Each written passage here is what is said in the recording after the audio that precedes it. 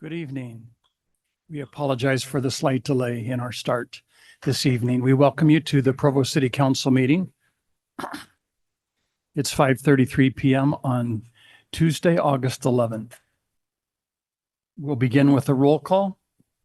Councilor Bogdan. Becky Bogdan. Travis Hoban. Gary Garrett. Jeff Whitlock. Wasn't on. And are the other councilors online yet, Kevin? Yes, Craig Christensen's online.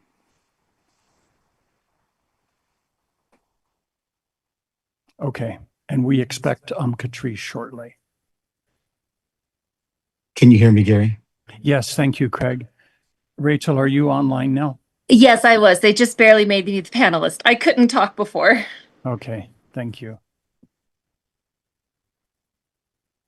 Our opening prayer this evening will be offered by Lynn Sorensen, one of our neighborhood chairs from the Pleasant View neighborhood, after which Councilor Whitlock will lead us in the Pledge of Allegiance.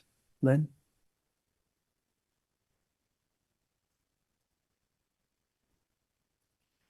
Eternal Father, we thank thee for this opportunity to gather as community members, citizens, and residents. We are grateful for our forebearers who helped us to have this opportunity, and we're grateful for our current leaders in the community, the state, and the country who work to preserve those freedoms. We ask you to be with us in this meeting, that we might have clear minds, that we might be respectful of one another.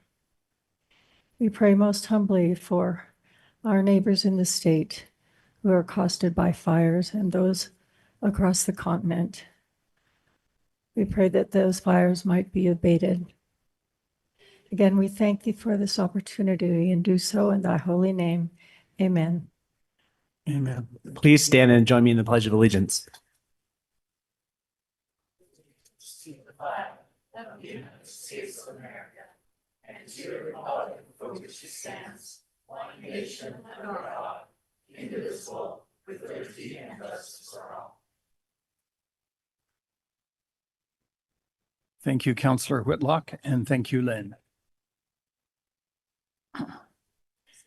To begin our meeting, we have a period of recognition. We're going to be recognizing one of Provo City's Employees of the Month. Before we do that, we have also another recognition that we're going to do. Aaron, did you make your way in here yet? I know you're presenting later. Okay, well, we'll surprise him at a later time in the meeting then. Aaron, as you'll see, he's presenting later on one of our items. He's been one of our planners here in the city for 18 years, and this is his last meeting. So we'll come back to that. With that, then, Chief Beebe, we'll turn the time over to you for the employee recognition.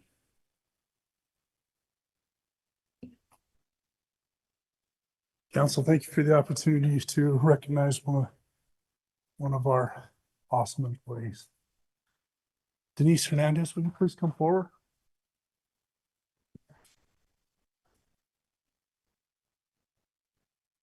Yes. I gotta say, she hates that. She hates this. Victim advocate Denise Hernandez is a champion for the citizens of Provo and for everyone who needs support. During her 2.5 years with Provo City, she first served as a part-time court advocate before transitioning to a full-time victim advocate. Her strong work ethic, organizational skills, and compassion allow her to provide exceptional service to every client, regardless of their circumstances. As an affluent Spanish speaker, she also provides valuable interpretation and translation assistance throughout the police department and other departments within the city. Her language and cultural knowledge help serve many Provo City residents in an authentic and meaningful way. Denise has played an important role in strengthening the Victim Services Department. When she recognizes a need, she takes initiative and addresses it. She continually seeks training and opportunities to improve her skills, then generously shares what she learns with clients and colleagues. As a lifelong Provo resident, Denise is an outstanding example of the values Provo represents and of the dedicated service our city and police department provide to our community. Denise, thank you very much. Congratulations, Denise.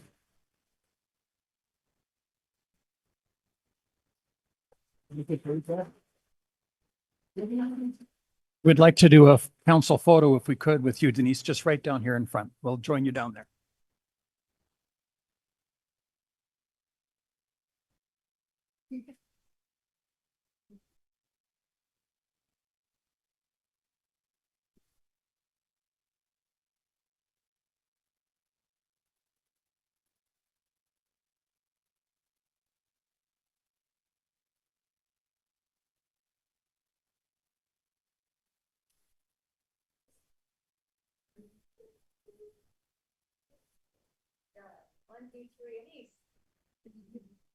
No, it is a niece, right?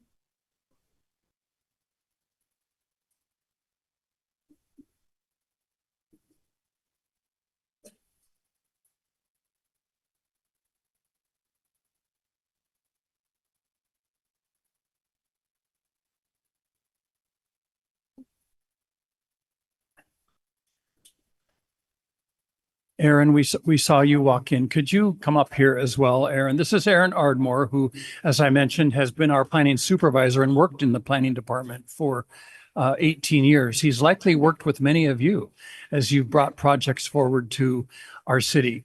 Aaron, we will miss you greatly. You've been such a resource to the council and helpful in so many ways. We appreciate what you've done. We wish you well in your new venture. And, but I know we'll hear from you later this evening as you present a project, but we just have this small token of appreciation for you, Aaron. Thank you very much. Aaron, where are you going? Where are you headed? Where are you going? So I'm going to be the planning manager for Murray. Oh, congratulations. All right. Thank you. Thanks.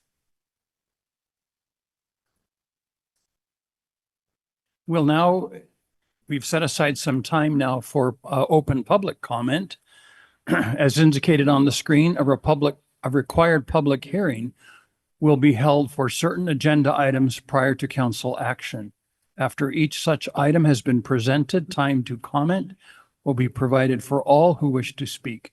For items that do not require a public hearing, public comment will still be taken following presentation of the item.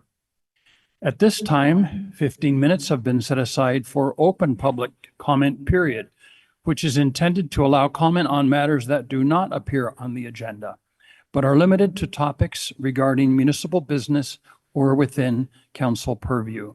Persons who wish to speak during this time can approach the podium. During the period, each speaker will generally be limited to 2 minutes. That will indicate on the screen. Due to noticing requirements, no formal action will be taken on matters that do not appear on the agenda. So any who would like to make a public comment can come forward at this time. We'll take comments on Zoom as well if anyone is watching online. And just begin your comment by stating your name and your city of residence. And we have been joined by our 7th council member, Catrice, online as well. Catrice McKay. Any public comment? Yes, come to the microphone. And if you're just feel free to come up in front here if you'd like to make public comment as well, and you can just form a line. My name is Brooklyn Lawrence. I live a 2-minute bike ride from here.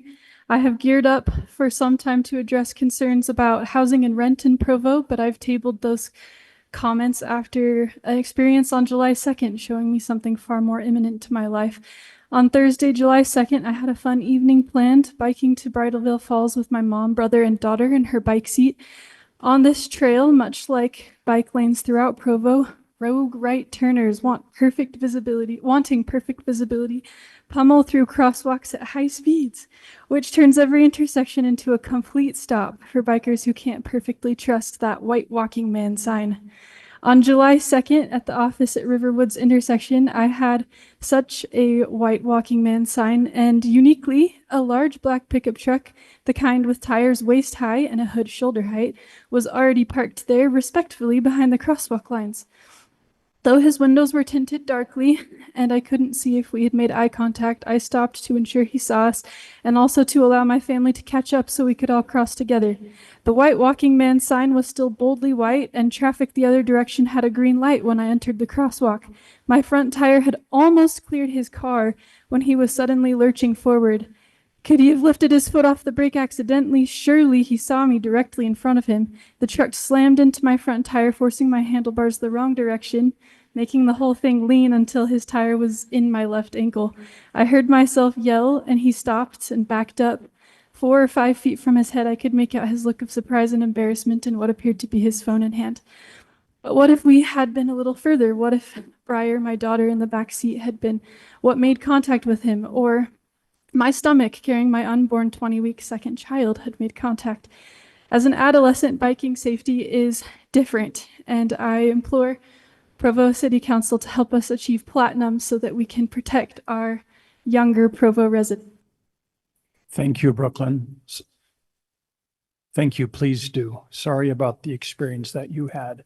Glad that we have public safety officers here who have made a note as well. Hello, my name is Cullen Stockdale and I'm a constituent from Provo. I'm here asking that Provo creates a formal policy that prohibits the Provo Police Department from entering into a 287G agreement with ICE. I believe that the county police and the Riverton police have set a dangerous precedent by entering into this type of agreement, and that we should not follow suit. ICE tears apart families and acts in ways that are a disgrace to law enforcement and democracy. And if we were to enter into this agreement, our own officers would be seen in the same way. I ask that you please create this policy for the safety of the people living in Provo. Thank you for your time. You're welcome. Thank you.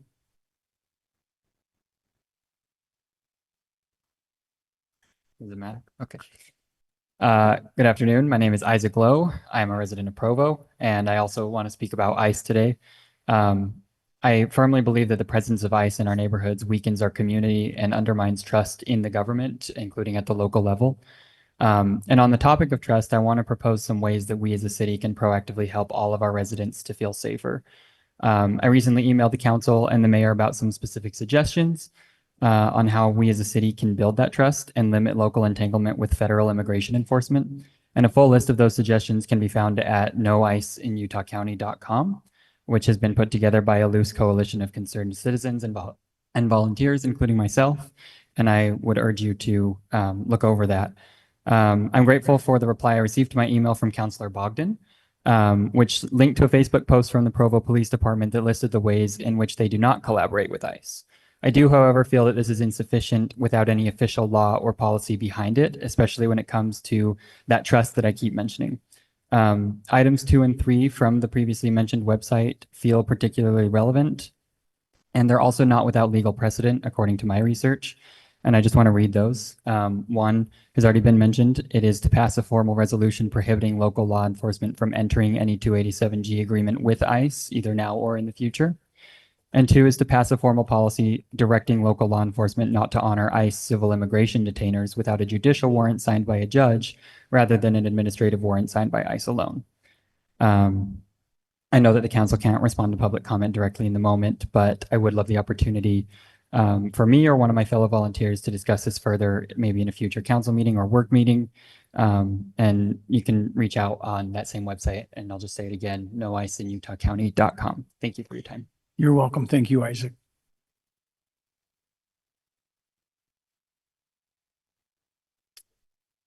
And I believe it was 2016. Your name and city of residence. And city of residence. Yeah. Josh, Provo, Utah. Great, thank you. So I believe in 2017, there was a company called Flock that was established. And from my most recent research, I came to the conclusion there's about 100,000 Flock cameras throughout the United States.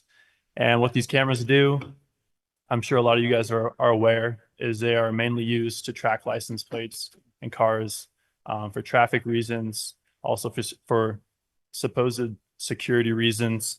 And so I wanted to pose the question of, I guess, what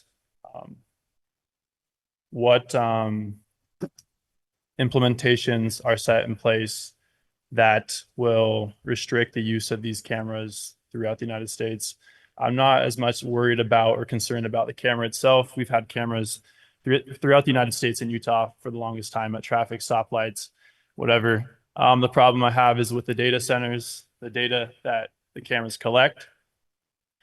And I just haven't seen anything about, I came here just to find out if there was anything put in place to kind of restrict the use of those cameras. In fact, I don't think they should be used at all personally, especially with the type of data that they record, including facial recognition. Further updates that will be used to track Bluetooth connections when walking by the cameras. I've read enough books to know that this isn't the type of thing I want to have in the United States. So that is my one concern I wanted to address today. I don't know if any people in the government in the United States are concerned about this.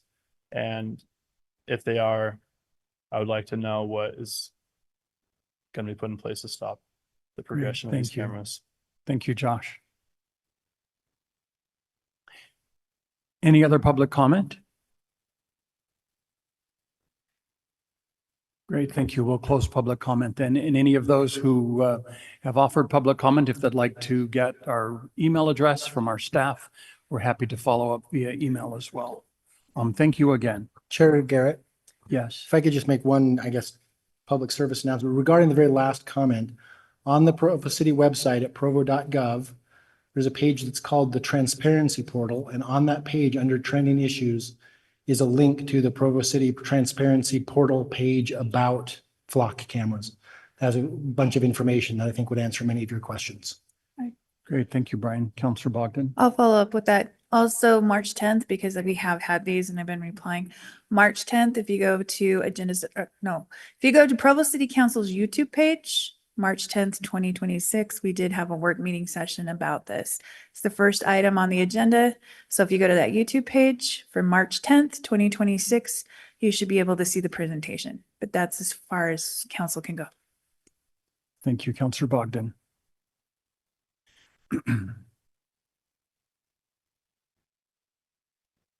Items 2 and 3, this item and the next one, 2 and 3 have been continued. And 4. And 4 have been continued to another meeting. I don't need to read them in, do I, Brian? No. Okay. So with that, and they're all related to the Lakeview Parkway development, we'll continue with item 5. Item 5 is an implied motion on an ordinance regarding parking requirement reductions. This will be presented by one of our council policy analysts, Tanner Taguchi. Tanner, welcome. Yes, thank you, Council. So this item is an amendment to a proposal that's been through the legislative process thus far. It's been amended significantly, and then I can explain the proposal that's in the draft ordinance associated, or that's included in your packet.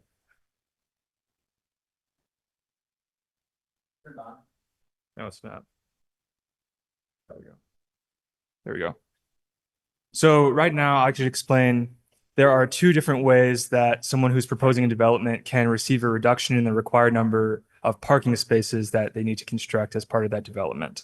So in each zone, there's a required amount based on its needs, and that's laid out in code. If they would like to reduce that amount, they approach the Planning Commission, and they can either go one of 2 routes: the Parking Impact Study and Traffic Demand Management Plan, which is essentially evidence that the traffic demand will be less and that they can mitigate it through increasing things like bike parking and ride share, access to transit and things like that.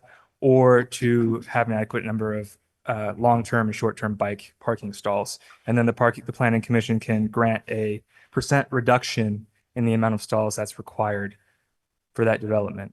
What this proposal would do, as it's presently written, is to eliminate both of those avenues to receive a reduction, effectively making it there's no more administrative means for a developer to request such a reduction.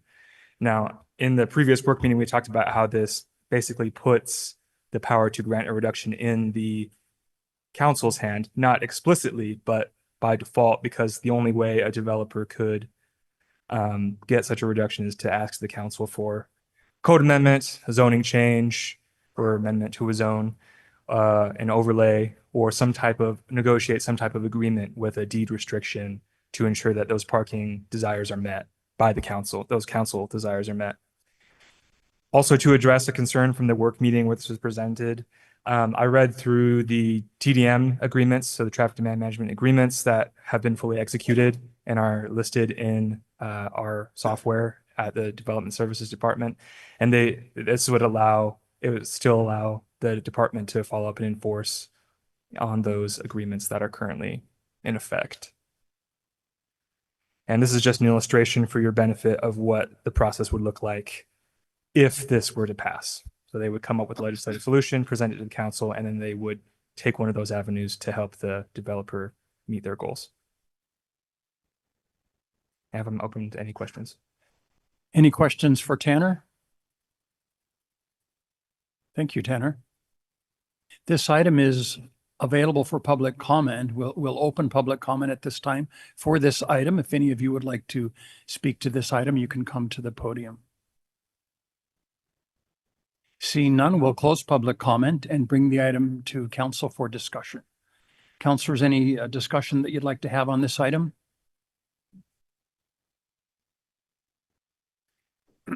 Rachel, go ahead. Councilor Thank Whipple. you. Thank you. I, as probably will not surprise you based on the work meeting, am completely opposed to this. We had, as well, a previous iteration of the council carefully thought out what the qualifications should be for parking requirement reductions with the advice of our excellent staff. This was a well-developed plan, and I don't see the benefit for removing this administrative tool, which we defined and gave to them, to put it back on the burden of the council to do this. I believe that the result will be less innovation, less development, or, frankly, less housing, because it would be very difficult for this council to approve a request for parking reduction. That's why we're taking out this administrative route right now. And if you are spending more money and more of your square footage on parking, you're spending it less on places where people can actually live. I believe I'm in the minority on this as far as the council goes, but I did want to voice my objection to it. And I did also want to thank our staff for our excellent work on this. Thank you, Councilor Whipple. Any other council discussion? Councilor Whitlock. Yeah, we had a really good discussion about this in our work meeting. One of the reasons why this came up is because parking continues to be a major driver of costs in development. A parking spot on the land costs about $12,000 to $15,000. A above ground per stall. An above ground stall costs $25,000 to $35,000, and an underground stall costs $40,000 to $50,000. So it's a very dramatic cost. And when we have an environment where people are struggling to find places to live, housing costs so much, it is something that I think I am, and I think other councilors are interested in trying to find opportunities to find creative solutions. At the same time, parking is a consistent concern we hear from residents of people wanting to make sure that they're able to park when they go about their daily lives. And that's something we really understand. So I personally am interested in this change because I think it'll help us as a council grapple with this issue a bit more and try to understand how we can maybe revise those criteria that Councilor Whipple mentioned. If this ends up becoming something where, as Councilor Whipple suggested, maybe we never see any of these proposals, I think that would be unfortunate. I hope we do. I hope we get to see them and we get to review them and try to understand the scenarios and get better data about who owns cars in which circumstances. I think there's a lot of times where we have these conversations, we bring anecdotes to the table and we say, well, you know, I didn't have a car when I was at BYU. And then someone says, I had a car when I was at BYU. And then that's the conversation. I really want to understand what percentage of BYU students actually own cars, what percent would not like to own a car, but feel like they have to because they can't get around reasonably without it. I think better data would help us make better decisions. And I think as we have better data and good discussion, we can potentially come up with a better long-term framework. Thank you, Councillor Whitlock. Councillor Christensen, I see you unmuted your mic. Do you have a comment? No, I'm actually good to go. I do support this because I think the council owes a good response to the city. And instead of just an administrative approach where we dwindle down the parking and make parking a nightmare for everyone, I think the city deserves better, and I think we need to take that responsibility on and improve. So I am supportive of this. Thank you, Councillor Christensen. Anyone else? I'm encouraged knowing that the administration is looking to connect with BYU proactively and get some data relative to how many students are bringing cars and how we can address this important issue for our city. It's not to say the council wouldn't grant, certainly at least consider a parking reduction for projects that maybe are near campus, but our hope is to maintain that control at the council level. So if there's no other comment, I'll call for a vote.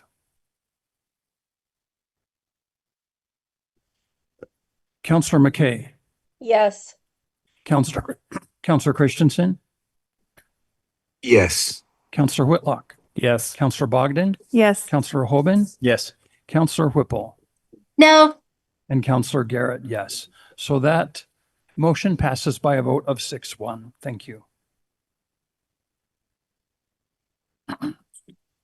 Next, we have an ordinance amending the zone map classification of real property generally located at 313 East, 200 North, from the residential conservation or RC zone to the high density residential or HDR zone. This is in the Joaquin Neighborhood, and it will be presented to us by one of our planners, Dustin Wright. Welcome, Dustin. All right, thank you very much. Good evening. Yeah, so here's the property that the applicant is looking to have rezoned. It's just under a half acre of land in the Joaquin neighborhood. Currently on the property, there's a single family home, and also on the property on the parcel on the north, there's a triplex. The proposal is to build a 12-unit townhome project. And here is a look at the zoning. So the residential conservation zone for this property, it doesn't allow for lots to be created or new units. And so that's why they're requesting a rezone at this time so that they can move forward with that project. The HDR zone is what they're requesting. That's the high density residential that allows up to 50 units per acre.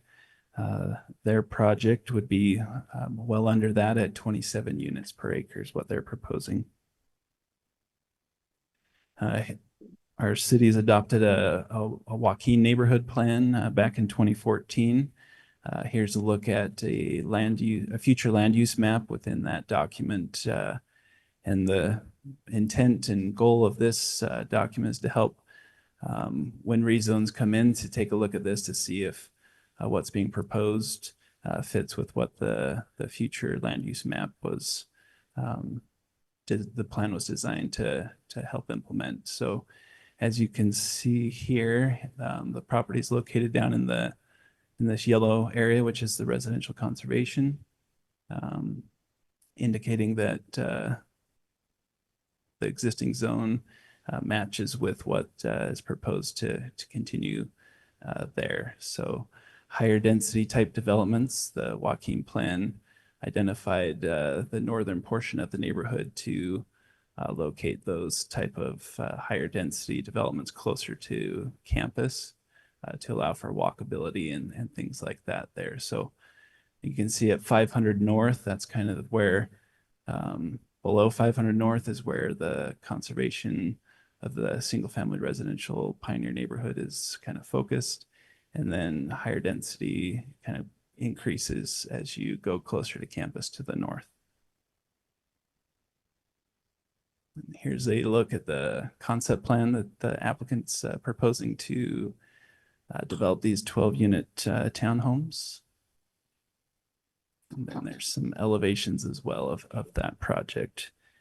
As part of this, because they're asking for the high density residential zone, which, like I showed earlier, has a higher allowed density, they're proposing or proffering a development agreement that would cap the density at 27 units an acre and not the 50 as allowed in the zone, as well as the height to be capped at what they're proposing here at 42 feet instead of 55 feet. They've also proffered a to do a deed restriction for owner occupancy within these units for I believe the first year, possibly 2 years. And so that was another thing that was proffered there. So it's kind of an overview of this one. I'd be happy to answer any questions that you might have. Thank you, Dustin. Any questions for Dustin? Okay, thank you, Dustin. If the developer is here, we are happy to hear from him at this time. Perfect. Thank you. And him and or her. I'll take either. Remind us of your name. I'm sorry. Taryn Melissa Elkins. Tara, thank Yes, you. Thank you. And good evening, council members and city staff. Mayor Judkins, lovely to see you here as well. Again, my name is Taryn Melissa Elkins. I'm the owner of the property on 313 East 200 North there here in Provo. Thank you, Dustin, for the introduction. Before I begin, I'd actually like to ask the council's permission to use a slightly updated version of our presentation. The updates simply reflect a few items we were recently able to confirm and do not change the substance of the application. So wonder if that would be okay? Yes, And Kevin, if you wouldn't mind, thank you. Okay, thank you all for your patience, your guidance, and collaboration throughout this process. We truly appreciate your service and the many evenings you devoted to our community. I came into this process wanting to build something beautiful, and I didn't realize I'd also become strangely passionate about sewer infrastructure. So with that said, let's dive in. This property has been home to my grandfather, my father, my sister, myself, and now my children. It's been part of our family story for over 50 years. This corner property is bordered on two sides by more than 30 existing apartment units over 40 feet in height with direct views into the site. We explored preserving and reinvesting in the existing improvements, but the costs were substantial and the site's challenges still remained. Ultimately, we saw an opportunity to create high quality owner-occupied housing that better serves both the neighborhood and the community. This project represents nearly 4 years of collaboration. We've worked closely with the city staff, neighboring property owners, planning commission members, elected officials, and the community through multiple project refinements. With the city engineering staff, we've secured additional property necessary for that HDR eligibility and to achieve a better overall site design. We've partnered with Public Works to improve the sidewalks and upgrade that 6-inch sewer line into a 10-inch line, delivering a long-planned infrastructure improvement that benefits the entire block. Most importantly, we're proposing to formalize these commitments through a development agreement that includes a perpetual owner occupancy deed restriction and corresponding HOA management, helping preserve long-term home ownership for generations to come. Tara, could you, that last sentence, did you say perpetual? Perpetual, I did. Okay. And that was one of the things that we were able to confirm. I know Dustin said that we were just going to do that year. We felt like at the City Planning Commission that was a concern, that they didn't think that might be long enough for people to establish those routes. And so we really looked into that, and we were able to find out that through establishing our own HOA before these are sold, that we can accomplish that very goal and then hand that off to the owners. Thank you. Keep going. Yeah, of course. Okay, our HDR is being requested primarily for setback flexibility, allowing improved landscaping, circulation, and more functional homes. As most of you are aware, those MDR setbacks are 20, 20, and 10. HDR is the opposite, 10, 10, and 20, which significantly improves the footprint of this project. So while the requested zoning is HDR, the project itself remains consistent with MDR in its scale, height, density, parking, and overall character. We are not suggesting HDR belongs everywhere, only that in this established context, the project provides thoughtful infill, a logical transition between existing land uses, and something the neighborhood has very, very little of today, which is the permanent home ownership. Every residence includes a parking garage with off-street access, helping preserve an attractive pedestrian streetscape.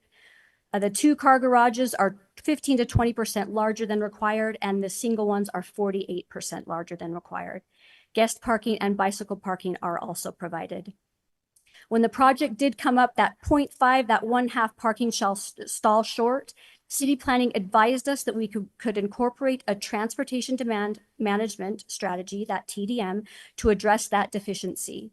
So based on those discussions, we understood the TDM would satisfy that requirement and eliminate the need for an additional parking stall, encouraging walking, bicycling, and other alternatives to driving. This is one of Provo's most walkable neighborhoods. Within just a few minutes, residents can walk to BYU, parks, transit, schools, shopping, and the library. And the surrounding neighborhood reflects a range of architectural styles, including the bungalow / craftsman, mid-century ranch, neoclassical, and Victorian. So because no one style predominates, a structure that complements this variety would strengthen a distinctive character and architectural diversity.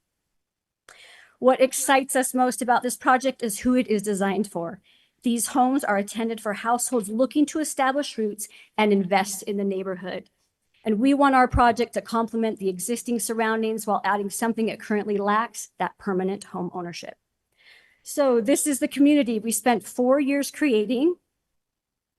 Vanna White, if you will. Vanna Brown. This is the Tuscanel townhomes.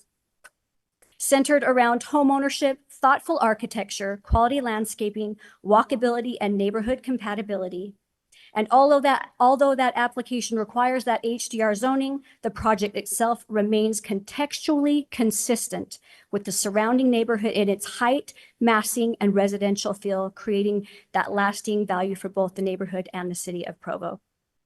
So in summation, 12 owner-occupied townhomes, perpetual owner occupancy formalized through the development agreement, deed restriction, and HOA regulations, a project significantly below HDR height and density allowances, and designed to strengthen long-term home ownership in Provo and the Joaquin neighborhood. So 4 years ago, we came to you with an idea. Today, we return with something much better, a project shaped by your guidance, strengthened through collaboration, and designed to serve Provo for generations. We appreciate this opportunity to continue partnering with you to create a project that reflects the character, the value, and the long-term future of Provo.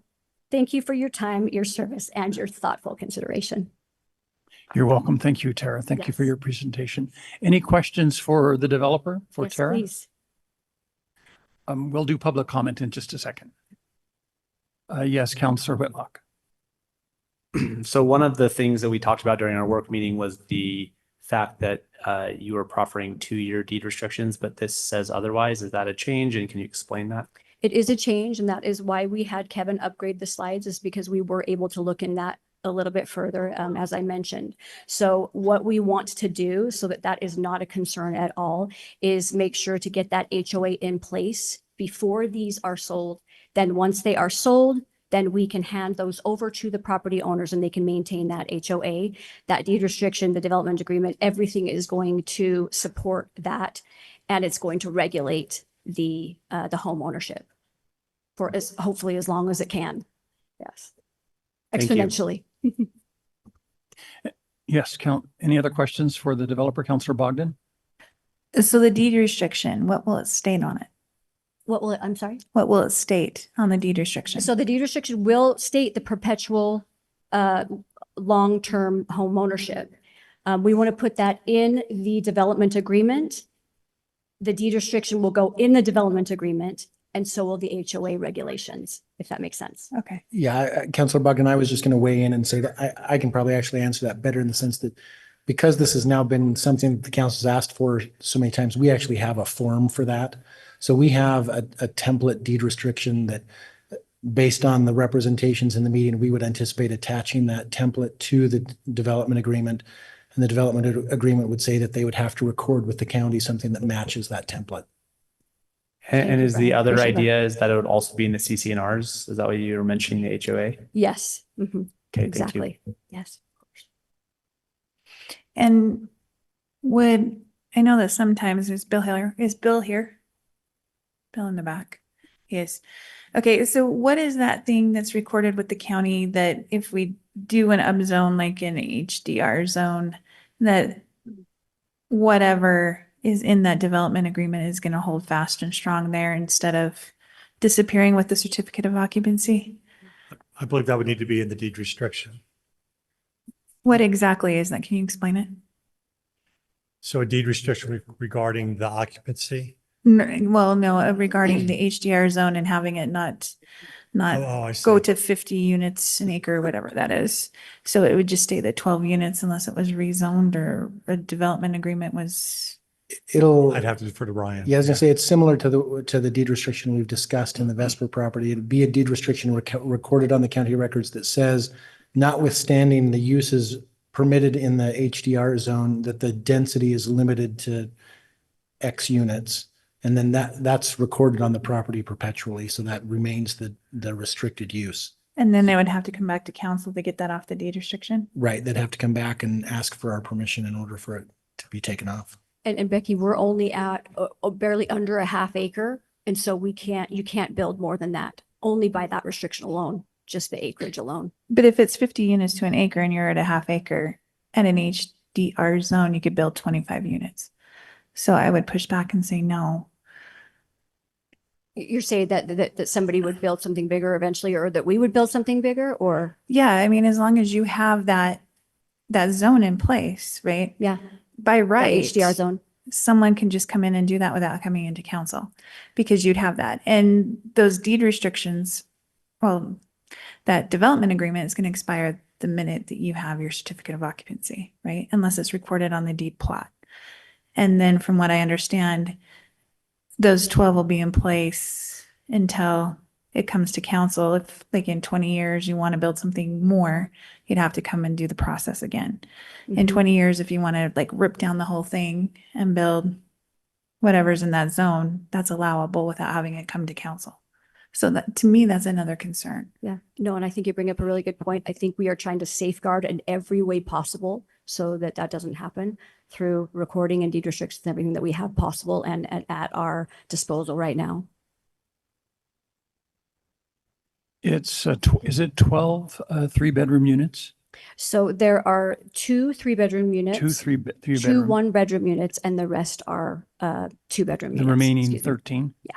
Okay. Yeah, And no, it's not 2 13, but yeah, 12. because there's only 12 in total. And 2 parking stalls per unit 2 parking stalls per unit. plus Mhm, right. 5 or 6 guests. Yes, and our architect can speak to all of the lovely advantages. Each room will have, each bedroom will have its own bathroom, walk-in closets. There's some really, really beautiful things that he's been able to do. The parking is above and beyond. The infrastructure is based so that you can really get in and out. It's beyond what the restrictions are, beyond what the code is. And so we're hoping that we've made something beautiful with what we have there. Councillor Whitlock. Do you have a sense on what these will cost? We're going to hit market value and go from there. No estimates. No estimates as of right now. Okay, thank Yeah, you. Probably a little too hard to tell students. Any other questions? Okay. Thank you, Tara. Thank you so much. We'll now open this item for public comment. If there are residents here who would like to address this, please come to the microphone, state your name and city of residence. Richard Wilson. I live in Orem. However, I own a business in Provo with 51 employees and also own several of these old houses that were built in the 50s with multiple remodeling problems. I've worked on these houses for more than a decade with Taryn's father and now with Taryn, all for free, by the way. And the infrastructure is just unworkable. It's got the old plumbing. Every time you go to do something, something else is dependent on that. And you just go, we've poured money into them trying to preserve them. It just will not be preserved. They're just crumbling. They're over 100 years old. And so I think this project would be a real improvement to the neighborhood. Right now, they're just old buildings and almost impossible to restore. The only way you could do it, I think, is tear the whole thing down and rebuild, and then it's not historical. It's a new place, But so my vote would be to do this rezoning. I think it would be much better looking in the neighborhood and than it is now. And so there you have it. Thank you, Richard. As an example, we had to replace a boiler. It cost us 20 grand. Cost Scott 20 grand. And then 5 years later, we had to replace it again. The parts are just so old and everything is, okay. Thank you. Thank you, Richard. Hi, I'm Reagan, resident of Provo, and a young mother, and have just a little family here. And as a young couple who's wanting to build a family in Provo, the housing market's extremely disheartening. It's very hard to find rentals, let alone something that you could buy to set down roots here in Provo. There's just simply not very many options. And we believe that projects like this will give us the opportunity to stay in Provo, build a life here, and become part of the community. Especially at such an affordable rate, I think that we would be able to bring more young families who can help support the community, help grow it, and become outstanding citizens of Provo and help improve just the quality of life here. So we'd love to see more opportunities like this, and we think that this project would be just the thing that Provo needs. Thank you. Thank you, Reagan. Hi, I'm Reagan's mom. My name is Jenny. I live on the border of Orem and Provo. My dad grew up just a couple blocks from here. And so we have deep roots in Orem and Provo. And I get emotional. I don't know why. As a mom, I want my kids and my grandkids to stay. So I have a son getting married this week. That's why I'm being emotional. Anyway, 3 kids getting married in 5 years. And they love the community, but there's no way they can afford a house. And just give them the chance to stay, and I would have a chance to be near my grandkids. So thanks for your time. You're welcome. Thank you, Jenny. Jenny, did you say you live in Orem? Thank you. Good evening. My name is Jeremy Brown, and I'm the general contractor for this project. I've spent my career building homes and neighborhoods. And Jeremy, I've are learned you that- also from Provo? I live in Orem, In right, Orem, okay. right on, literally, I can throw a rock into Provo. Okay. We're one. Thank you. It's on the other side of the fence. So I've spent my career building homes and neighborhoods, and I've learned that you can tell a lot about a project by the questions that people ask. Some projects ask, how do we save money? And others ask, how do we build more? But over the last 4 years, this team has kept asking, how do we make this better for the neighborhood? I've known Taryn for a long time, and she doesn't settle for good enough. Her property has been reviewed in 3 neighborhood meetings, countless meetings with designers, engineers, and Provo City staff, and input from neighbors. She listens, takes feedback seriously, and keeps improving until she believes she's found the best solution. That commitment shows up in decisions most people will never see. Upgrading sewer infrastructure, which I understand she's very passionate about now. And purchasing additional property to make the site function better aren't inexpensive decisions, but they're investments that will benefit this neighborhood for years to come. As the general contractor, that tells me this team isn't just building homes, they're investing in the future of this neighborhood and in the city of Provo. What has impressed me the most is that she genuinely believes communities become stronger when people know their neighbors, gather together, and create memories. And if you still have doubts about her commitment to community, drive by her house this Halloween. Rumor has it there may even be some Dementors flying over Hogwarts. So thank you for your time and consideration on this project. You're welcome. Thank you, Jeremy.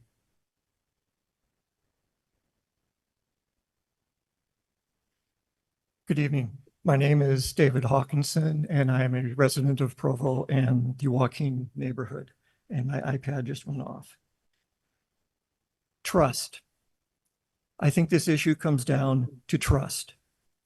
Do you, as city council members, have trust in the City Planning Commission when they recommended denial of this project?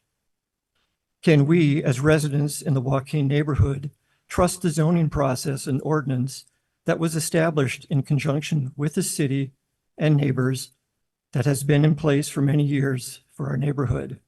High density allowed above 500 north and residential conservation south of that. Can we trust that you believe the residential conservation zone is really, and I quote from the city ordinance, designed to encourage conservation and preservation of existing housing, unquote?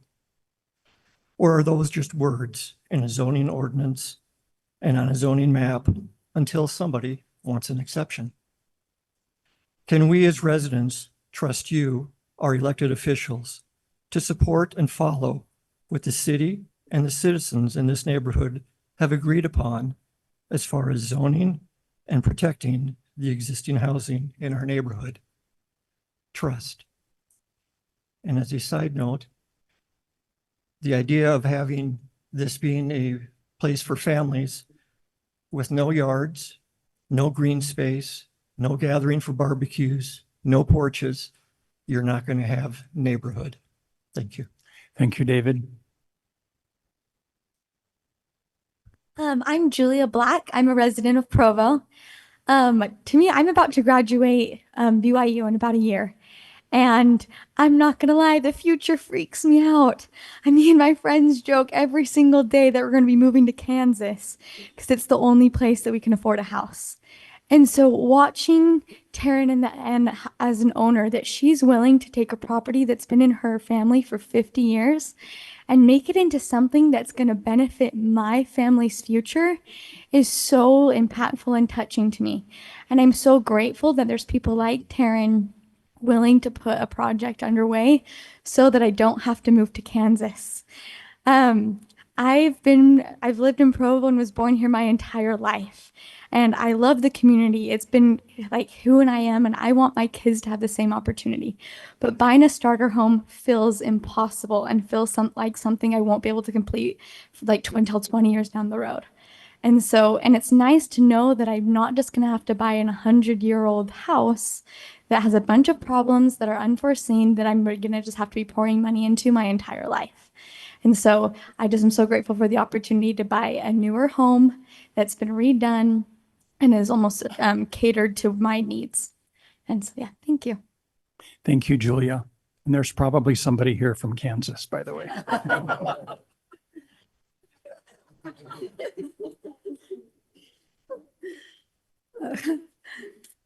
Dorothy in Kansas. I grew up here in Provo, just blocks from this project, right by the BYU Stadium. I have been outside of Utah for 15 years. I have watched the transition of my Provo during the hard times and the good times.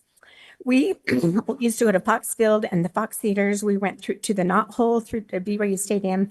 I've watched Provo Center businesses struggle and the pros and the businesses and things look pretty broken down and things struggle for so many years.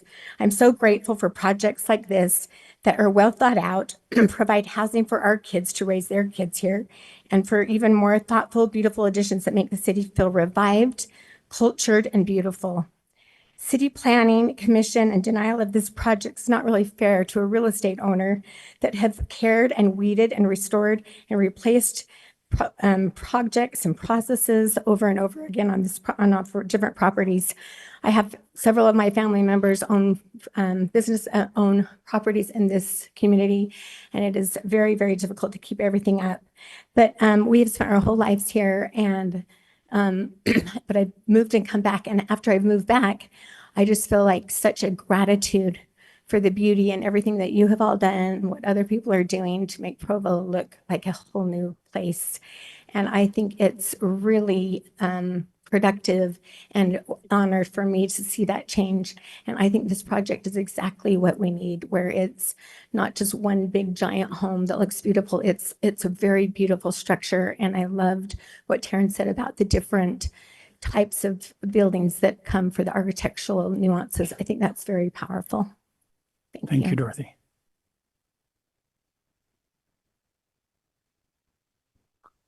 Hi, my name is Daniel Winch. I am a current Provo resident. I've been at BYU for the last 3 years, and I was recently accepted into law school, and I plan to be here for the foreseeable future. I love Provo. I feel at home. It is my home, and truth be told, I wish that there was options like this for me to purchase.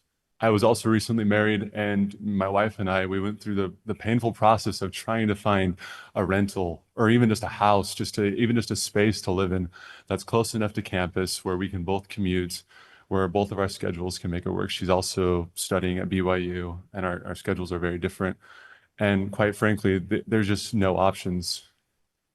And we just got married, and and we're starting a new life, and I would love to be able to move into a new space to call my own, to start that new identity fully, but there's just no options. And I would love to be able to purchase something like this. And I honestly think it's an excellent idea that you should go forward with this. Thank you. Thank you, Daniel. Lee Adair, I'm a resident of Provo. In fact, I live kitty corner from this development, right off where the map was. What I'd like to address is the vital integrity of the residential conservancy zone in the Joaquin neighborhood. I was involved in the development of that clear back when it was called SCAN, if that rings some bells. The RC zone was probably the most democratically developed piece of legislation ever put into place here in Provo. Hundreds of residents and council members and neighborhood chairs and landlords got together, hammered it out, worked through it, discussed, debated, argued with each other every so often to finally come up with a plan that really made sense. Higher development, north of 500 North, closer to BYU, walkable, usable in that way, while preserving the heart of Provo architecture right downtown. And this falls right in the heart of that heart. It was designed to preserve old homes, just like mine. My home was built in 1905 by Arthur Sutton. It's half as old as this country. It was a rental that was in the kind of shape that these rentals have been allowed to drop into. And over the past 30 years, we've rebuilt it. We've replaced walls. We've done plumbing. We've done electrical. We've done everything we could to turn this old house into a home. And it's a home my kids love to come back to. And I've watched as my neighbors around my block and around my area have done exactly the same thing. I know we're talking about affordable housing. I heard the term market rate. I don't know if that makes these things affordable. I know it makes them a cash cow. When you can throw 12 of them onto a space where 4 are, maybe they should sell them to a family like mine was, who wants to put the time in to redevelop these things and love them. Maybe they could take that money and go develop their thing in their neighborhood. I'm sure that their neighbors wouldn't mind. Thanks. Thank you, Lee. Hi, my name is Jessica Sanger, and I'm in the Orem, city of Orem. I'll just echo some things that have already been said, so I'll keep it brief. But my husband and I have been married for almost 2 years and have been thinking about housing for a while, and kind of echoing some previous sentiments. It's really hard to find anything, and everything is so expensive, especially like larger properties. And so we've also joked a lot, like we're not going to be able to stay in the state by our families. Well, kind of joking, kind of not, but would love to be able to. And so hearing about projects like this that also look really beautiful, where we wouldn't have to move into some really ugly, crappy place that we'd be ashamed of, sounds really awesome. So we're in favor of the development. Thank you. Thank you. Good evening. My name is Paul Washburn. I'm also a resident of Orem. I've been in the development business for the last 35 years, and I've looked at the two homes on the existing property. One was built in the late 1800s. The other one was built in the early 1900s. I've been involved in developments where we have been forced or required to try and refurbish older homes. It's not just paint and a carpet. You go in and you find out that the plaster all needs to be removed because that's how you get to replace the electrical that is nearly a century old and needs to be upgraded. When you get to taking the plaster off, you find out the plaster and all the insulation behind it has got asbestos in it. Got to replace all the plumbing, all of the other parts of the structure. By the time you get done, you can easily spend several hundreds of thousands of dollars per structure, and you still have a 150-year-old house. It doesn't make sense. I don't know what the answer is. I like the project they're presenting. A zone that says you can't replace anything, you can't build anything, is no way to keep the city moving forward. People need to have a place to live. So thank you. Thank you, Paul. Hi, I'm Jenny Johnson and I'm in Provo, and I'm one of the 3 speakers that happen to live like right there that would be involved with this. I too was around and helped participate in this camp and am very concerned of what this change in zoning would open up in terms of what other buildings could be. It is a lovely project. I think it's lovely. But the issue is does it match the real architecture of the neighborhood? Does it keep that downtown atmosphere? The other thing too, folks, is we have never controlled the parking. So they say that they might be able to control the parking, but the parking is not controlled down there. I would invite any one of you to come stay with me for a week once September hits, because you can't control the parking. They may have a garage that may do 1 or 2 cars, but there's no room for guests. I don't have enough room for guests that come to my house to visit me after school starts. And not only do we have BYU, we have UVU, we have Rocky Mountain College, we have all these folks living down here. I just would like you to consider to continue to protect these homes in this area down there, down where I live in South Joaquin. The other thing too is we've had a lot of construction with the asphalt and everything going.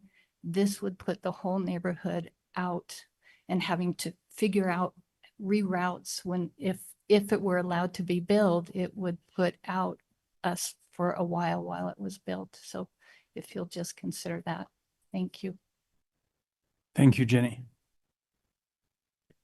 Hi, Council. My name is Will Stanger and I live in Provo. I live at 318 East, 300 North, so 1 block north of this. And I live there with my wife, and we have 2 cars.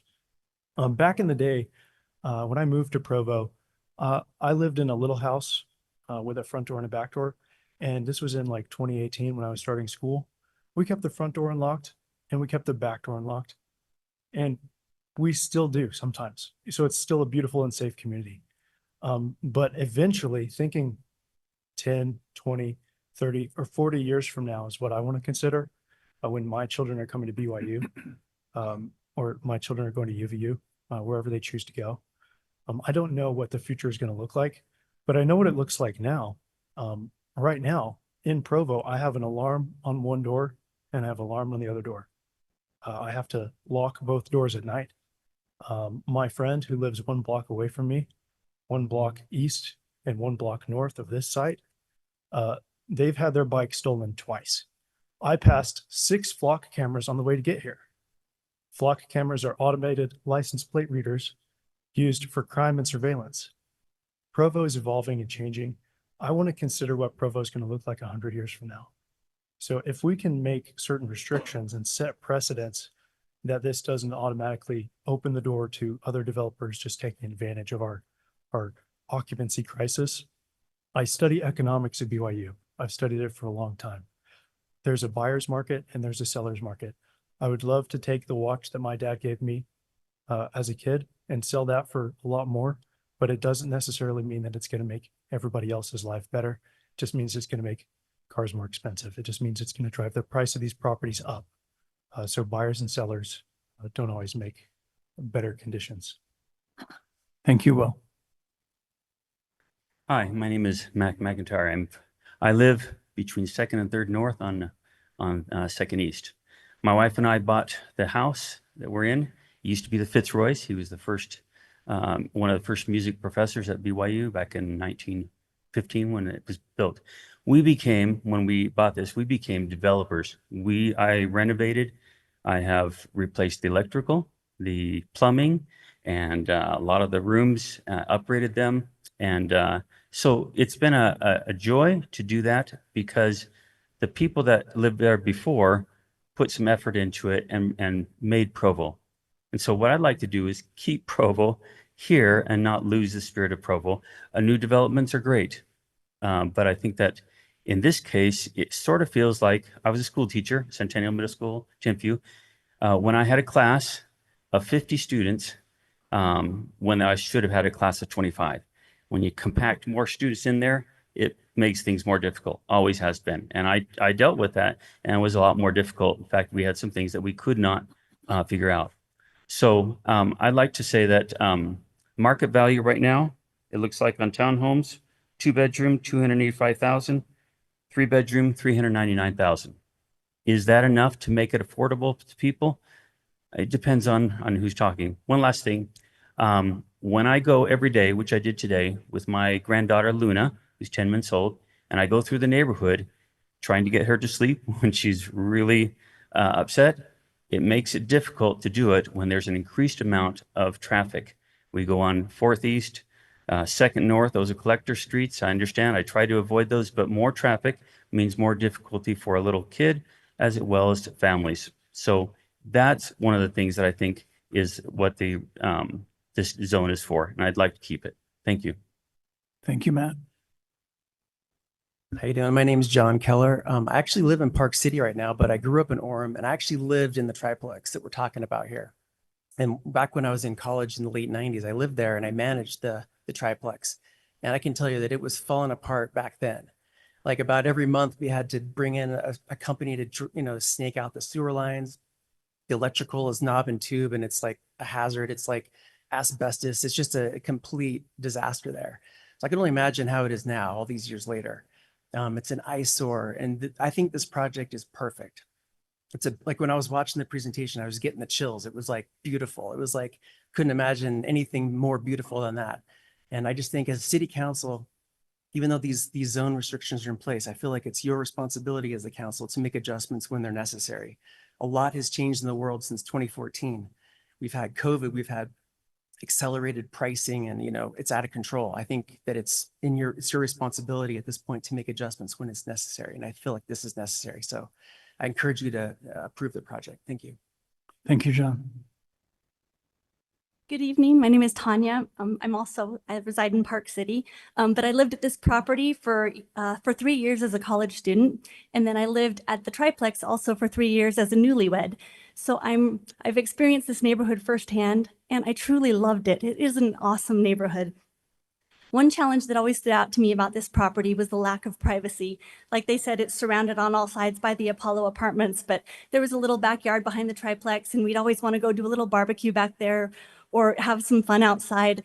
But there was just dozens of the Apollo units overlooking the backyard, and it just felt like you were in a fishbowl back there. Our windows and outdoor space were in direct view of so many neighboring apartments that we just felt like we were so exposed. The lack of privacy is a real problem in that area if you want to have a house or even in a triplex area.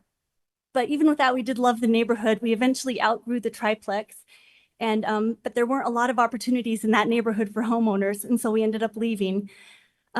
But that's one of the main reasons why I support this Tuscanel Townhomes project. I think it provides a housing opportunity for those people just ready to take that next step from renting to owning.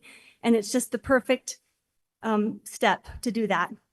And then they don't have to leave the neighborhood and the community that they already know and love. They're there. So I totally support this project and I ask you to do the same. Thank you so much, Council. You're welcome. Thank you, Tanya. Hello, good evening. Thank you, everybody, for sharing this time with us. My name is Jenna. My family lives in Provo. I also lived at this residence in my first years of college and loved it, loved the neighborhood, loved the area. But I also believe that, of course, growth is inevitable, but how we choose to grow is something that we should have a say in. We have an opportunity to be proactive about what we want this community to look like and to support development that is thoughtful, that is beautiful and respectful to both the land and the character of the community that we love. Wouldn't we rather see a property owner who cares deeply about this neighborhood thoughtfully develop their land and create something that truly adds value to this community, rather than waiting for a large outside developer to come in someday, which would probably happen down the road? They would have very little vision for this property. I believe Tuscanhill Townhomes gives us an opportunity to embrace this growth while still preserving the character and the sense of community that makes this neighborhood so special. Thank you. Thank you, Jenna. My name is Jaden, and I'm a graduate student at BYU right now, but when I graduate, I probably will not be living in Utah because I'll be priced out. For me, it's mostly a question of essentially dignity. The price of a home being more than half of my current income is in some ways the community telling me to get out. The current price of housing that was mentioned before, the market pricing, really represents the voice of people that want to live here but that are being pushed away. A lot of references were previously made to, previous zoning plans and how democratic of a process it might have been. But, a large group of the people that actually are going to end up living here were not represented in that sort of process. People that actually want to be here, right? And so the basic economics of the issue really turn it into, unfortunately, pitting the young against the old. No matter your intentions, it's just the facts of it. If you don't increase the supply of housing, then that's just going to be what happens. You're telling young people that want to come and stay and live in Provo to leave. That's what I'll have to be doing, unfortunately. And I would rather not. And it's projects like these, it's zoning for higher density, that's going to make that happen. Even if it's high income housing, if it's costs a lot, just one way or another, the economics of it work out that increasing supply will lower the cost of housing for people that are actually trying to enter. Thank you. Thank you, Jagan. I liked his comments, by the way. Cam Harris, live in American Fork, but my occupation, we finance residential homes across the country. I'm a data guy. Councilman Whitlock mentioned data. As I think about data, I'm sure you guys are well aware of a lot of Provo's data. I think home ownership as a whole is 39%, roughly. If you look at surrounding cities, it's closer to 60%. As I hear the proposal and the fact that they're providing more housing, I like the economics lesson that we got. More housing, means more families can move in. They're offering to have that be owner occupied, which means you get more residents. As you look at the census since 2014, we've actually seen a decline in population in Provo. And I think it's because there's a lack of supply. I don't think it's a lack of demand. You have one of the greatest universities right here in the city. And so providing a way for a lot of these kids that want to stay here, want to stay close to families, sure makes a heck of a lot of sense to me. Day in, day out, we're trying to find ways to finance more affordable housing. And unfortunately, a lot of that has to be unit, count. I would love to have a backyard and all of these, great amenities that I think Provo was used to, years and years ago. But for these kids to be able to stay here and for these families to be able to grow, you have to have supply. It'd be great to see that 39% bump up, to see that, population growth bump up. And I think you could do it by reinvesting and having people interested in reinvesting in the community. So thank you, guys. You're welcome. Thank you, Cam. Brooklyn Lawrence. I live on 200 South. I started attending these meetings occasionally back in January because I was curious to know what the council is doing to solve what feels to me like a very overwhelming housing crisis. I experienced a 14% rent increase the last time I renewed my contract, and the price I pay for rent is almost the same as what my parents pay for their mortgage, and I can only sustain that maybe one more time before I'm out of Provo. And I have a very difficult time searching for other places to live. This feels like one of the more pressing things that the council should be putting attention to. I was confused at the start of this agenda item because I thought that the council was saying 12 homes, that's barely a dent. But you could fit 25 there. And I thought, that's awesome. Yes, let's put 25. I would way rather live somewhere in Provo than somewhere far away and have a backyard. I would way rather be here and have something than somewhere else and have nothing. And so I see the proposal of high density housing and 12 more houses and think, yes, that is barely a dent in the problem that we have right now. But to me, it seems like a beacon of hope. It seems like a way of changing the culture towards something that is going to make it a dent eventually. So thank you. Thank you, Brooklyn. Wow, I should have let her be last. My name's Terry Bishop. I live in American Fork, but I own a property just in that block, just to the east of where this is happening. I came tonight basically to find out what really was going on. I have no idea or no intention to get up here and say anything, but I also have a little property in another place that's going through the same scenario almost. I believe this is a really good project. I think it improves the neighborhood, and I think it will improve the value of the older homes as well as the new homes. The concerns over the development agreement, I think, is a non-issue in my own opinion. I think that we have great city attorneys that are taking care of the business. They're making sure that our everything is in order, and that the city's going to be covered for with that development agreement, providing and limiting the amount of homes that are there and units. And I think that'll be ongoing. Very few people will 20 years down the road tear down a really beautiful home or to try to improve it by a few units. So thank you for your time, and I appreciate the time and effort that they've put in to try and improve that neighborhood. Thank you, Terry. Hi, I get so nervous when I come up here.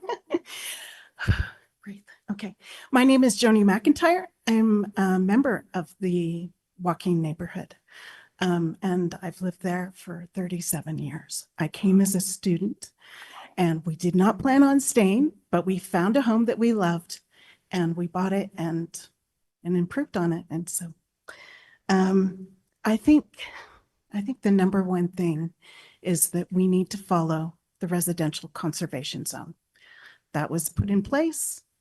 And to me, that's what we need to follow. Yes, does it need to be improved? Obviously, to make some changes, right? Because there are some things that that people want to change in the neighborhood. But as of right now, I think we need to follow it. And then also I had some clarifications on what had been said earlier. You had asked about parking in the Tuscaloosa townhomes. There's actually only 3 guest parking spaces for 12 units. And there's the 2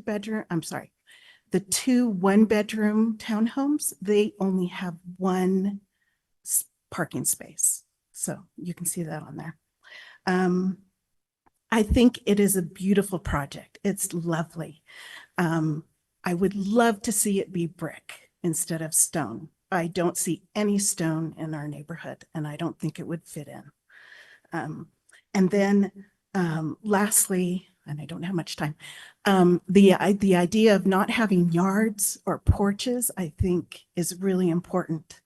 That's what brings us together. That's what the old homes have. That's what we have. We have a porch. You sit out on the porch, you see your neighbors walk by. These homes, these townhomes don't have porches. They don't have yards. And that's. Thank you, Jenny. Hi again. Isaac Lowe, resident of Provo. I actually live about 5 blocks from this. I did not come here for this today. I was confused why there were so many people at City Council, and now I know why.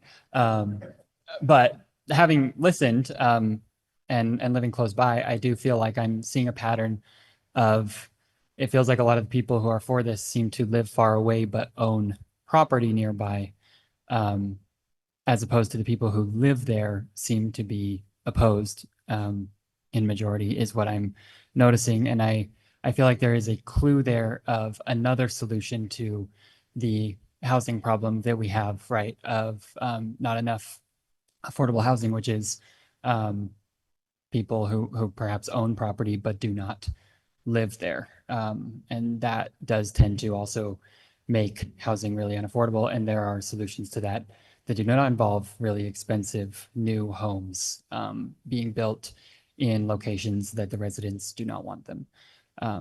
So that's all. Thank you, Isaac.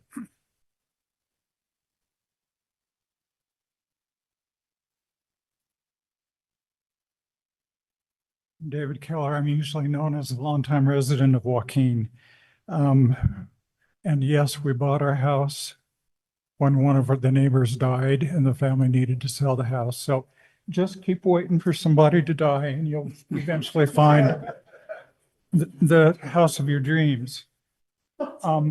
We love Joaquin because it's a historic neighborhood, and those three row houses from the Victorian era are one of only 2 remaining sets of row houses in Provo. And I hate to see them go. I also hate to see a project that's taller than all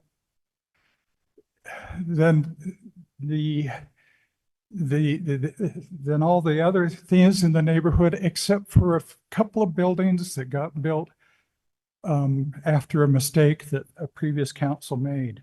So I've been trying to find stuff which is no longer on the Provo website, but I found in the 2002-2004 update to the general plan, they talked about the history of it, and they said in 1977, the original 68 general plan, city leaders sought to increase the retail base, establish new industrial centers, and revitalize older neighborhoods through high-density development. Well, we saw what happened. By the 1980s, the city council was trying to walk that back. So this is a beautiful project. It does not match any style, and the style guidelines have disappeared. But I wish Karen well, but I still say it doesn't belong. Thank you. Alberto Polo, and I live in Provo for about 40 years. I came to school like many of you and met a wonderful lady, and then I got married and never left. We bought a house like about 10 years after we got married. It wasn't easy. It's not like we came out from college and wanted to have a house. You know, we wanted to, we couldn't. So we had to wait. And well, I live on the house for over 30 years, and I witnessed many things that really overwhelmed me. You know, when I moved over there, you can hardly see many cars over there. Now, I see 4 times more cars than I've seen before. So we are getting extinct from there.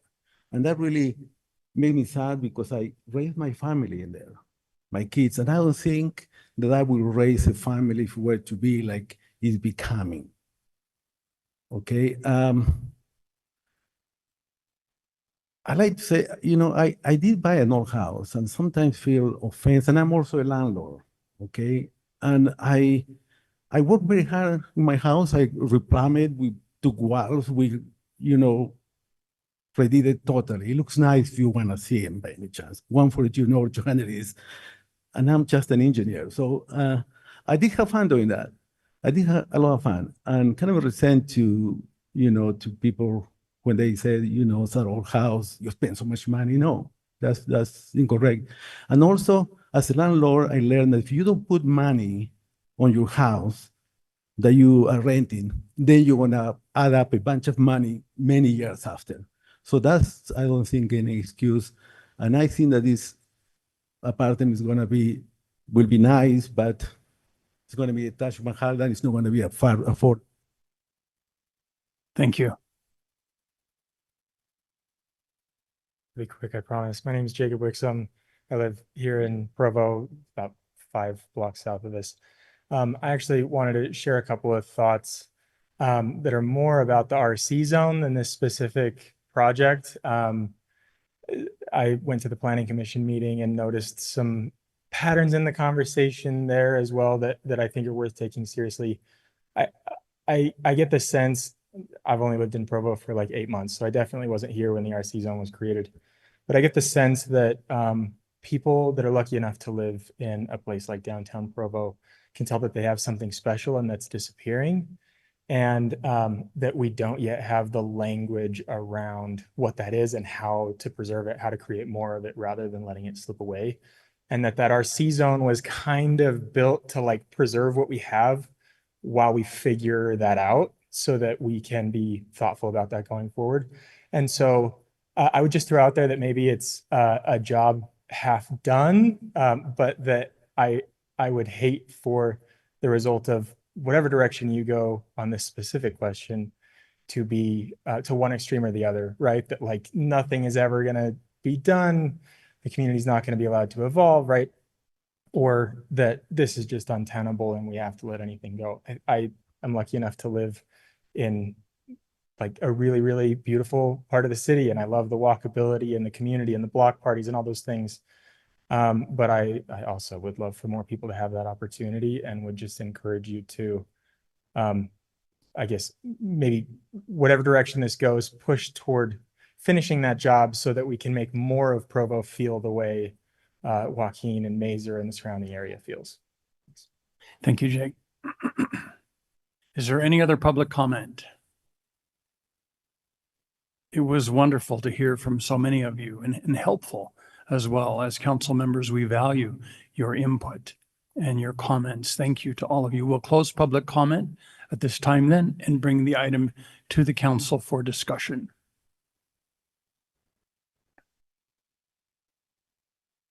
Councillor Bogdan. I do. Excuse me, Becky. I actually meant to make one other comment. Taryn, thank you for your work as well. We've heard from many people here. Was there anything that was said that you felt like you would like to correct? We value everyone's opinions, but was there anything that was misstated that you would like to correct? No misstatements. I love everyone's thoughts and opinions. I just did want to add 2 things. 24% of Joaquin Neighborhood members actually own a home. And so wanted to make sure to make that addition. And then along with the fact that this development, I have decided I want it to be a safety hub. We talked with the police chief quite a few months ago, and there was a mention of bike theft in that neighborhood. It is the highest bike theft in Joaquin Neighborhood, actually. In all of Provo City. And so we have talked to the police chief about setting up a little hub there where there's cameras that link directly to the station where they can watch that neighborhood more closely. And how nice would that be to just feel a little bit more protected? So, thank you. Thank you. Thank you, Taryn. Councillor Bogdan. Okay, Bill. Where's Bill? Really? Okay, so from what I understand, the Joaquin neighborhood has the highest amount of people in the state within that neighborhood. Is that correct? Yes, the highest population density, yes. And from what I understand, when you guys did this neighborhood plan, the neighbors are not necessarily against high density housing. They were very firm, and they came up with a really good compromise that below Fifth North, am I correct? Correct me if I'm wrong. Below Fifth North would be preserved. And above Fifth North, that's where the density would be. And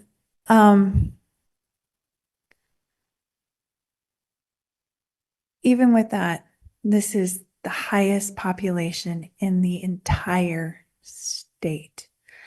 So to me, when you say we need more housing, we need more housing, we need more housing, we are putting more units here than anywhere in the entire state.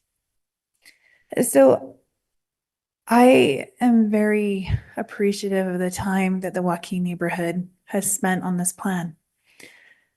I also know that we need to draw a line in the sand somewhere. We love students, we love where they're at, but we also love our people. And the one thing that I did learn from this whole thing, I did not realize that the Joaquin neighborhood was really historical preservationists. That's amazing. I think that's amazing. I do realize that if we don't keep up on our housing, that our housing does diminish. And it's important, especially in those neighborhoods, that we keep up on the housing, whether it's rental stock or whether it's home ownership, that we do keep that housing up. Because once that's gone in that neighborhood, it is the highest population in the state, right? And it's gone. And I don't blame them for wanting to preserve what's there. I don't want them, I don't blame them for wanting to preserve those connections that they have. So I just wanted to bring that up, that we can't really judge them too harshly, in my opinion, because they have compromised very, very well and said, this is the line in the sand. This is where you can build. As far as I remember, that campus housing right there, Bill, can go as high as they want to. We don't have limits on how high it can go. There's no cap on density. I believe the building height is 75 feet. You remember, Dustin? I believe the building height in the campus, mixed use or campus residential zone is 75 feet. Okay, so see, you can go pretty high and tall. They've allowed for a lot in that neighborhood. Thanks, Bill. Thank you, Councilor Bogdan. Others?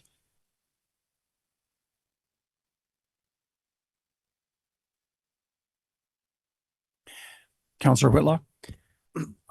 I have some questions that came up while listening to public comments. One question, perhaps this is for Brian Jones. How does enforcement on deed restrictions work in practice? Well, it's an excellent question, because so far we haven't had to do one because it's such a new concept. But the template that we've employed, what it actually does is because one of the issues, one of the concerns about this idea of not the deed restriction itself, but the CC&Rs, right, is that the HOA can always get together and vote later to change the rules. So that's only as good as placing the rules for when the HOA first starts. So one of the things that we've done with our template is actually require that can't happen, and granting Provo City an enforcement right so that Provo City itself can enforce the non-owner occupancy violations by not granting rental licenses. So the deed restriction gives us the right to not grant a rental license to someone who shouldn't have one under the deed restriction, and then we can criminally prosecute them for renting without a license. So that's the enforcement mechanism that we've devised for this situation. We have not yet employed it. I feel pretty confident that it's pretty sound in the sense that we do already enforce against people for renting without a license. So that's an established tool that we already know how to use. This just gives us a mechanism down the road for how we would use it. Do you feel like, again, I'm asking you to make somewhat of a judgment call, so if you don't feel comfortable, that's fine.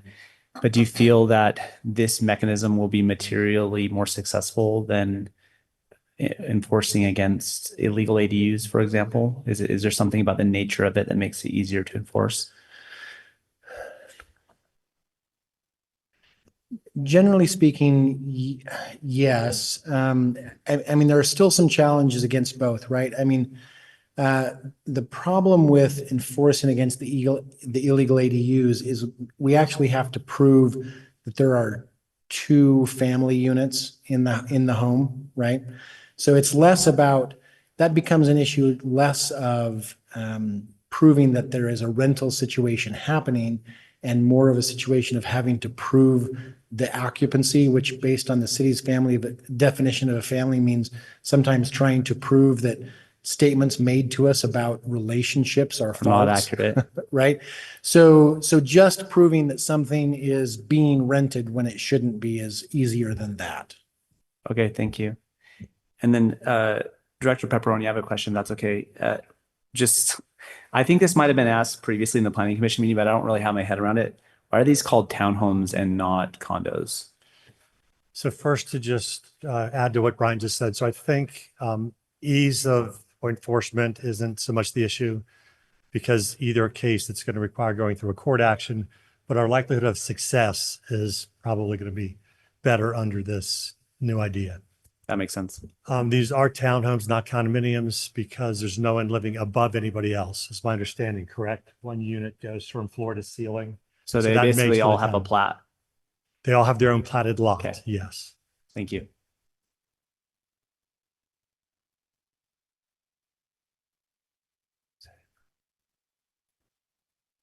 Thank you, Councillor Whitlock. Other comments? Or discussion? I Councillor- have some, Councillor Whipple? which shouldn't surprise you.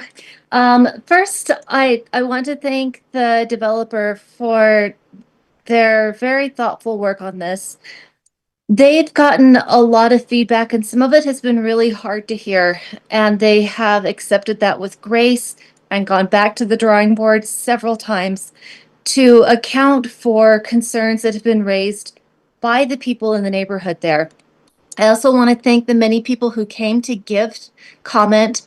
You can see that there's a wide variety of opinions on this, and everyone is valuing something really, really important to them, whether it's the existing character of the neighborhood, which they define as, these older historic looking homes, or whether it's the opportunity to actually live in the neighborhood.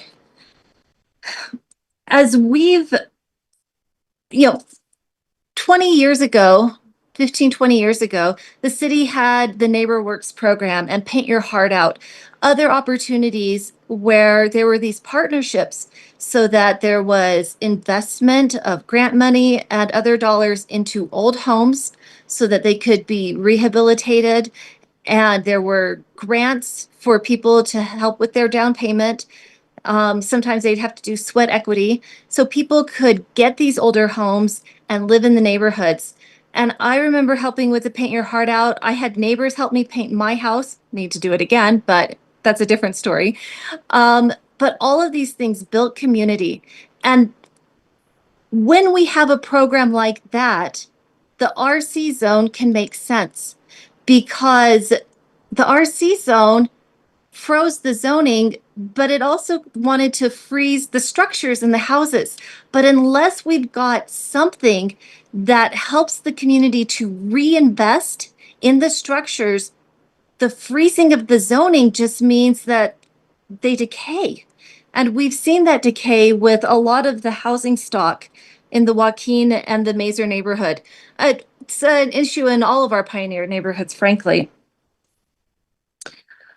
We need to have a healthy mix in our neighborhoods, a good mix of renters and owner occupants, so that you have stability and vitality, so that you've got like the energy from the new people coming in and the anchor families who are there to help structure your schools and your church communities and everything like that.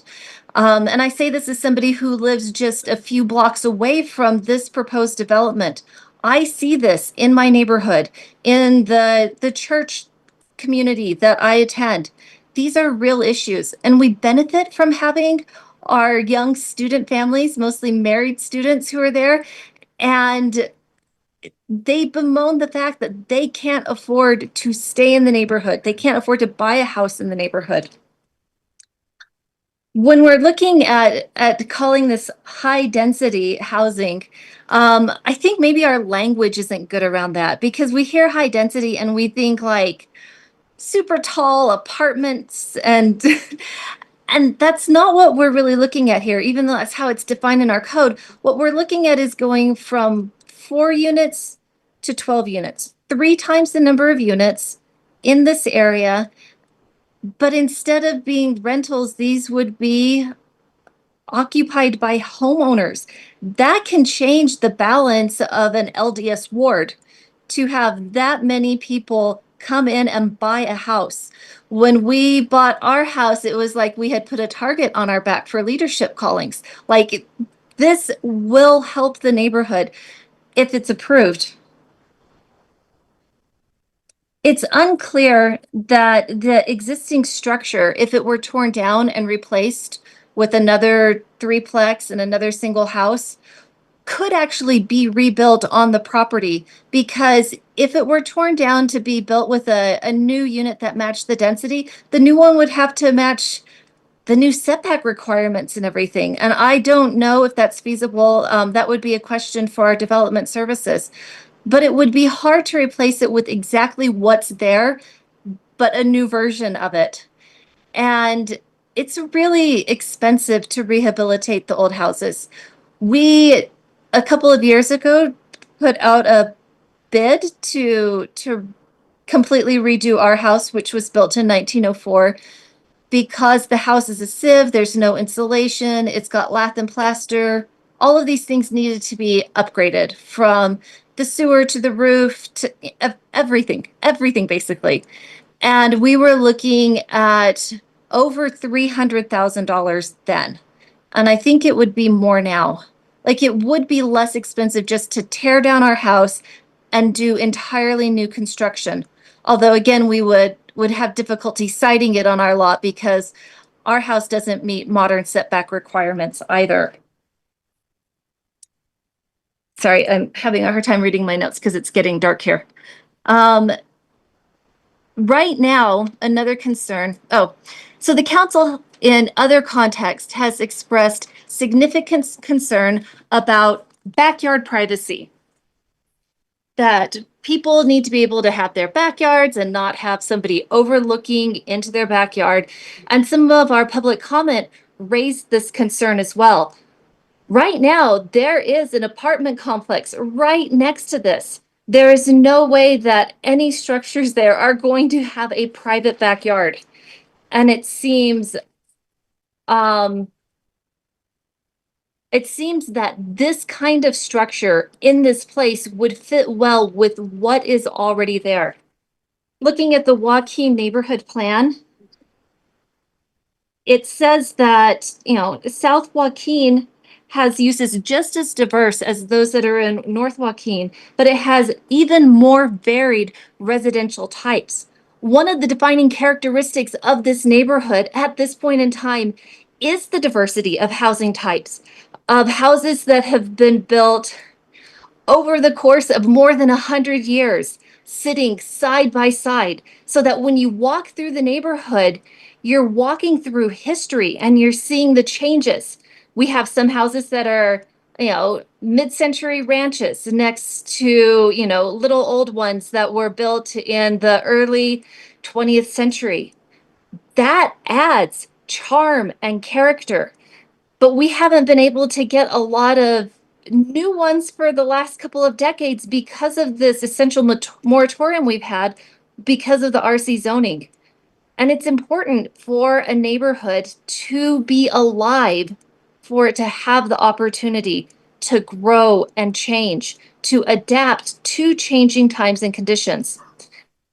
This plan does not preserve the old houses. And as one of our commenters said, this is one of 2 existing row houses that are left in Provo. A third one was to the east of Provo Peaks Elementary. It was torn down decades ago. And if this is torn down, then the only one we'll have is the one that's kind of behind the Fresh Market, which is adorable. Everybody should go look at it. I hate the idea of losing that piece of our Provo history, but I think it's more important that we build for the people who are here now, who don't have that home to live in, who want to invest in our community, who want to buy a house and are simply not able to. Right now, our neighborhood plan and program and the city council, frankly, are structured to really protect the interest of a small property minority instead of representing all of the people who live in our community. Joaquin only has 24% homeowner occupation. I think going from 12 structures that are not homeowner occupied to another 12, or 4 that are not occupied to 12 that would be, may not change that percentage much, but it would be a move in the right direction and consistent with the council goals that we've had for a couple of years now. But I also have to recognize that my constituency, because this is my district, most of them are renters and most of them are facing that uncertainty and instability in their housing because their rent at most is a year contract. And then it's raised when they renew or it goes month to month. They have no stability. They have no way of building that wealth by having equity in a home. So representing them, that big part of my constituency, I have to say that I'm supportive of this, even though many of my good friends are speaking against this project. I understand their concerns, and I think their concerns are valid, but I recognize that there are different competing concerns. And I think that this project serves that higher need. And with the new proffer that these would be homeowner occupied in perpetuity, that these would not be churned out, it's going to make it a lot harder for them to turn into student rentals or things like that. This is a way to help stabilize the neighborhood, and I'm supportive of it. Thank you, Councillor Whipple. Councillor Christensen. Oh, I love the home ownership that was proffered in this. I think that makes a lot of sense. We worked hard to get home ownership. The other thing that I have felt strongly about, so Rachel talked about things that you value. One of the things that I value is neighborhoods. And I do value, there was a comment in the public comments about, going through this whole democratic process, to make this plan. And yes, it is a democratic process. And we work together as neighbors. We come up with plans, we come up with things, and we do the very best we can. And that creates a social contract. And I don't think you just throw that away because someone has a better plan. I don't think it's appropriate for us to spot zone in any neighborhood. Even if we can come up with higher goods or the ends justify the means, or we create more product, it's not like this is low income housing. We're talking about this like this is going to, like this is a welfare project. No, this could easily be turned into 4 very nice homes instead of 12. Now, I understand the developer's motivation to optimize and market rates. That makes sense to me as well. But to bring this into a neighborhood where that we have agreements, even as imperfect as they are, I can't support that. I do value the process that we go through. Now, if that neighborhood decides as a neighborhood, let's change that and we work together as city council, I'm all in.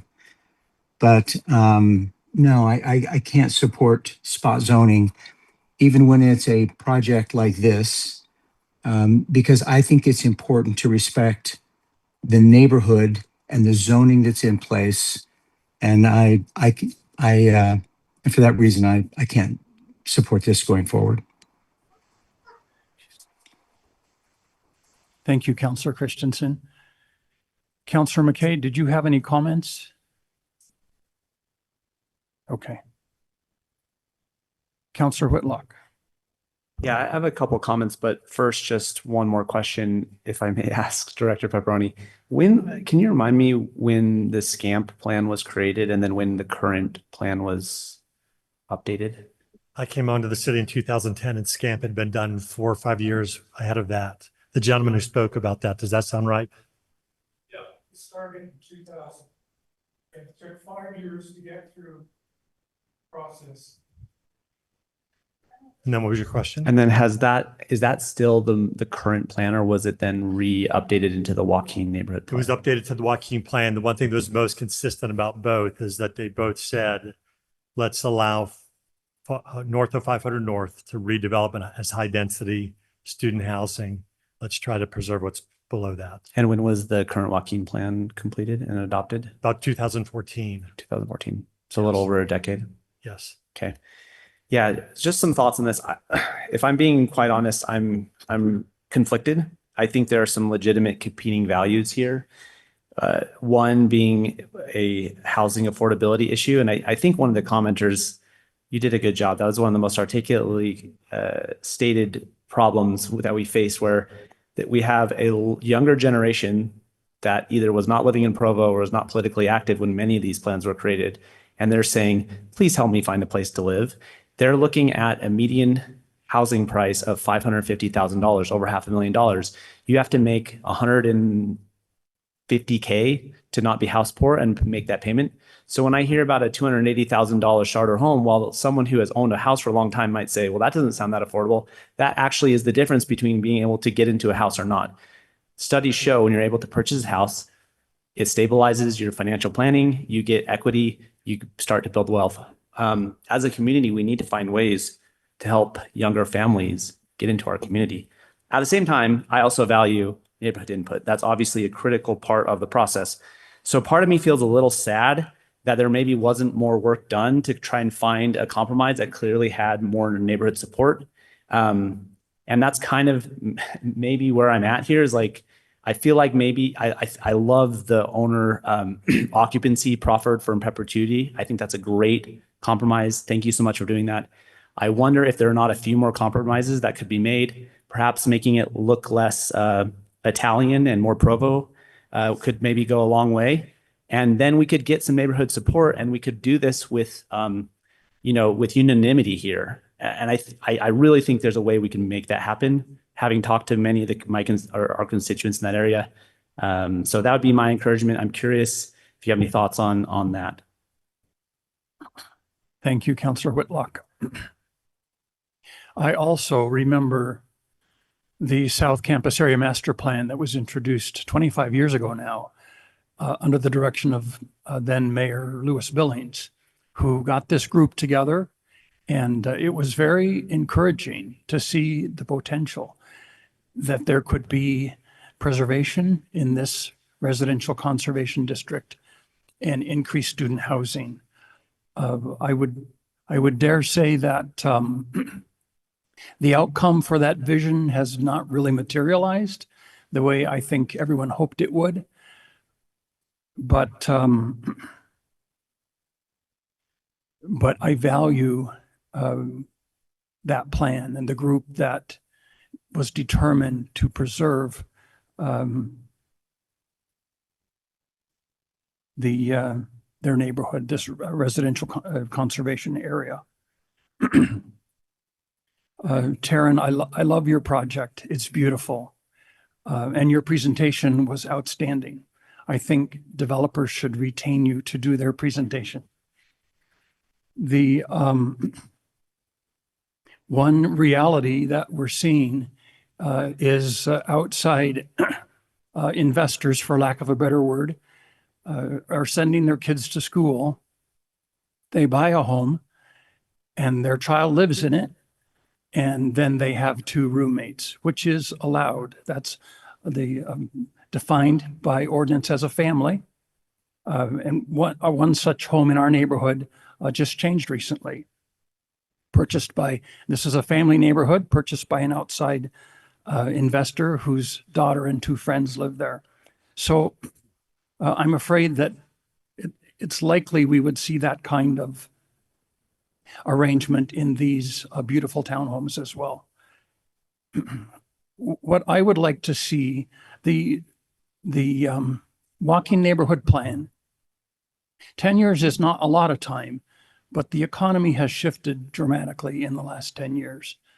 And I would encourage the Joaquin neighborhood to come together and reconsider what their plan should look like. What are the objectives they're trying to achieve? They'd like families, they'd like homeowner occupancy. That's something that this project could offer. A young couple, or someone just getting started with their home. So I would like to see neighborhoods take another look at their neighborhood plans, given the economics of the last 10 years. I agree with comments that have been made that it's not likely that someone can come in and take one of these beautiful pioneer homes and turn it into what it needs to be, and what we'd like it to be. And that hasn't happened. Many have been preserved, but it's hard to return those to that status that we've lost. We have regarding other policies in the city, we've respected and valued what neighborhoods want for their neighborhoods. We've tried to take the position that each neighborhood can define and decide what they would like, knowing that they've invested in that neighborhood. So those are some of my thoughts. Anyone else? Councillor Hoban?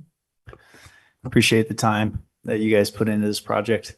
If I'm reading the tea leaves, I don't think there's support for it. So I guess I'm going to make a motion that we continue the item. There's one more comment online. Oh, okay. Do you want to wait? Yeah, I'll let them make that. Councillor McKay, you can go ahead. Hey, can you hear me? Yes. Number one, I'd like to hear the response to Jeff's question about changing the design to a more Provo design. Did we get a response to that? No, we didn't. Councilor McKay is asking if you could respond to my earlier question. Councillor McKay, thank you.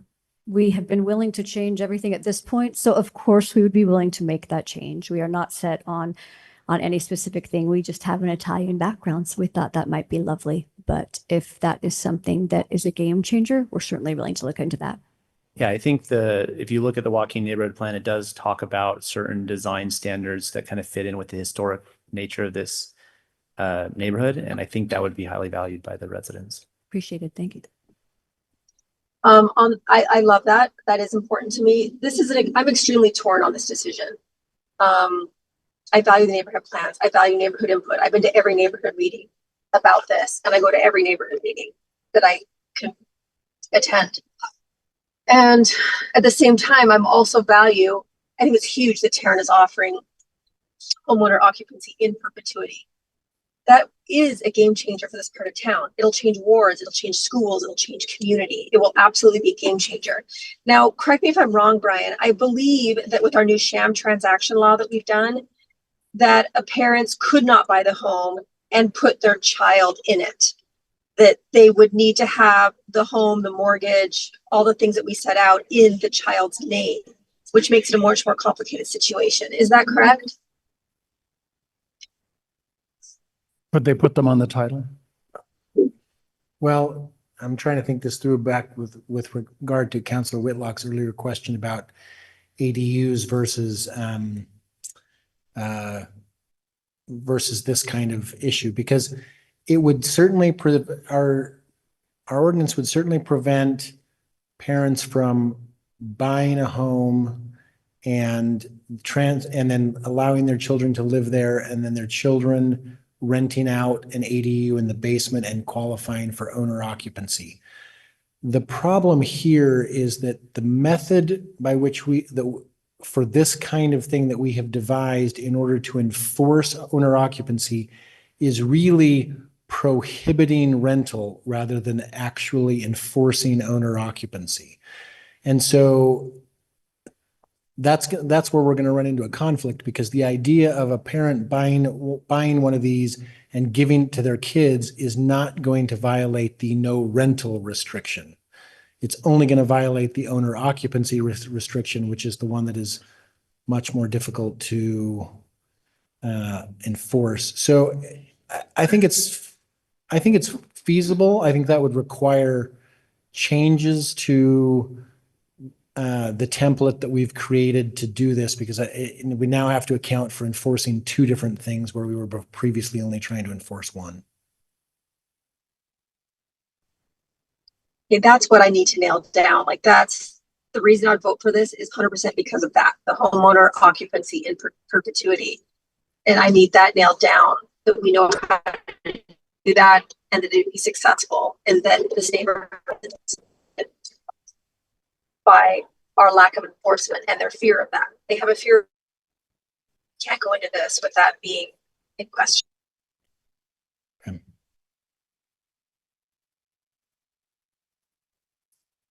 Anything else, Counselor? Okay. Counselor, okay, thank you, Catrice. Counselor Whipple. Yeah, I think Catrice is hitting on a really good question there. And that is, if a parent buys it for their college age student, then they shouldn't be able to also rent it to two other students to get that 3-family. I suppose if they wanted to let two other students live with their child for free, that would be legal. But if they're charging rent for, their BFFs, then we have a problem. Is that right? Is that what you're bringing up, Catrice? Yes, the whole benefit of having the owner occupancy is the stability for the neighborhood, communities, churches, schools, but it's also in the pricing. When you keep investors out, when you keep California money out, the investors who have the money to throw, hundreds of thousands down for their kids to live, that's where the prices go up. The only way we're going to keep prices down and truly stated by investors is to have this airtight. Yeah, I would like to be able to explore that, Brian. It'll take a little bit work on your template to make that happen. One other thing that I noted was Jeff had asked earlier about the residential conservation zone being temporary, and the documentation I found for that was in the TIMP neighborhood plan, where on page 14 it does say that the RC zone was intended to be temporary, but it's been kind of difficult to actually rezone that area, much like Joaquin, because you have such a diversity of uses and housing types within it, that if the zoning reflected the actual uses of those properties, it would be a very bright patchwork quilt of many, many different things. But it would help everyone to see what the actual uses are for those properties. But I think it's important to recognize for this neighborhood as well that the RC zone was intended to be temporary, for us to catch our breath and to figure out what type of development and structures we want in here going forward. And I was looking again at the Joaquin plan, and it recommends, creating this essentially a style guide for it. And I don't know that we've necessarily done that. And so those were the additional comments that I had. I did want to thank my fellow counselors for all of their thoughtful consideration on this too. This is a hard thing because the different competing values that we have are both really, really good and really important. Thank you, Counselor Whipple.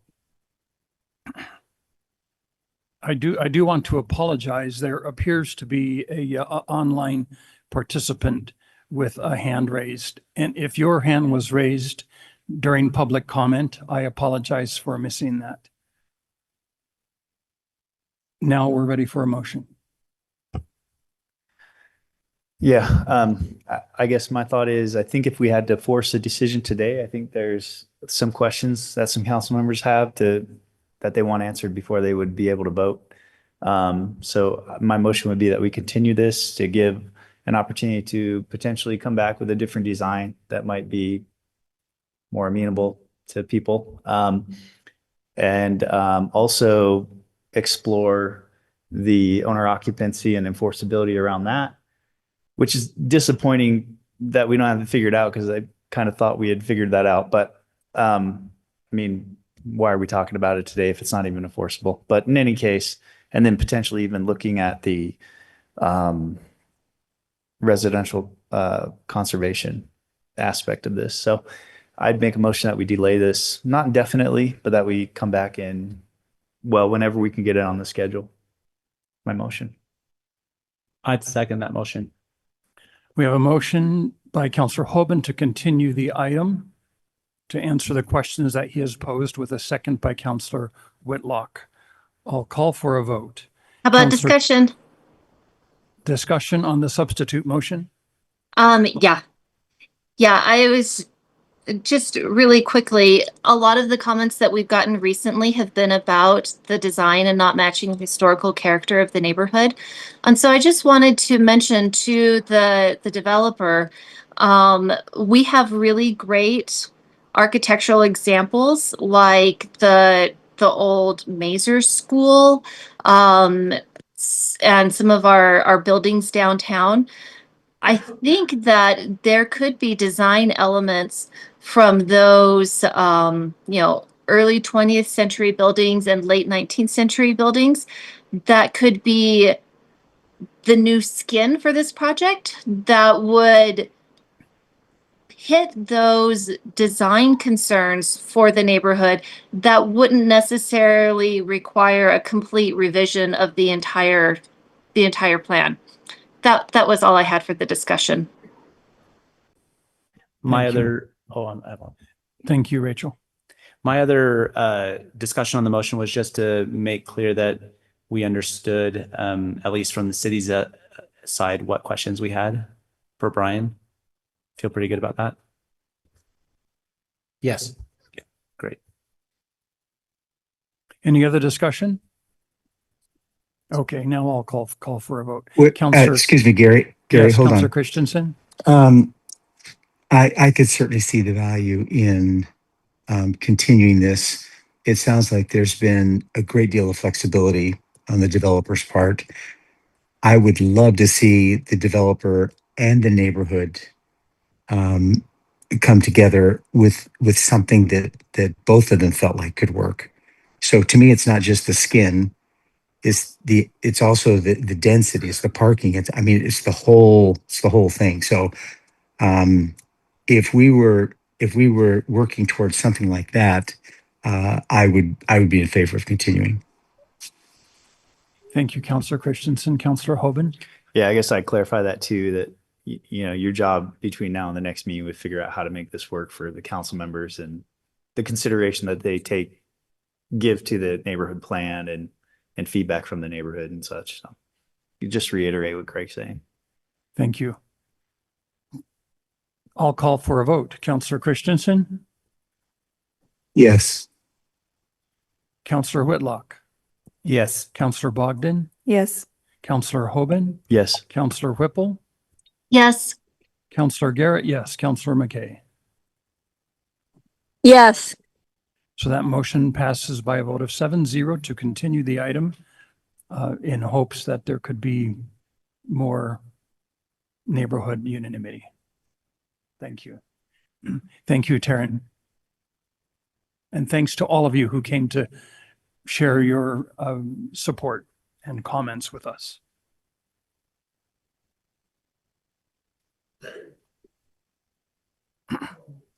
Next, we're going to move to item 9. We're going to skip item 7 and 8 for now, because item 9 really has a bearing on how we treat 7 and 8. I'll read in item 9. A resolution approving an interlocal cooperation agreement between Provo City and Springville City to share net benefits from the Springville Rising development. This will be presented by our Economic Development Division Director, Cody Hill. Cody, welcome. Thank you, Councilman Garrett, and thank you, City Council members. Really appreciate the opportunity to present this item. As mentioned in the work session, I think this is a really great opportunity for two cities to work together. A lot of the time you see development come and have cities play off each other and say, who can offer me the best benefits? Who can offer me the tax breaks? And I'll make my decision on where I'm going to get the sweetest deal. And I really like to see Clyde Company approach Springville and Provo and say, hey, we have a development that is Provo on your southeast border and Springville on your north border, and we'd love to see a development here that benefits everyone equally. So a little bit about the background of this development. It's, like I said, it's in southeast Provo, right on the border with Springville, and it contains a mix of residential and commercial. The majority of the commercial, retail and office is in Springville, with all of the residential being located in Provo, and it's about 35% condos, and then the rest are townhomes. So 65 units for townhomes and 90 units for condos, and then a little bit like about 10,000 square feet of retail for the Provo side. And we've been working with the city manager and the city manager over there, Troy Fitzgerald in Springville City, has been working with me and his council to figure out an interlocal agreement whereby we can share net benefits from this development. And so we discussed terms of this development in the work session, some of the terms that we would probably want to reconsider and amend. And I've spoken with Brian Jones, who has a couple of amendments already to that agreement, ready to go with amended motion from you. And so I'm happy to discuss any questions that you may have, or if you want to refer to Brian on those amendments as well. Any questions for Cody?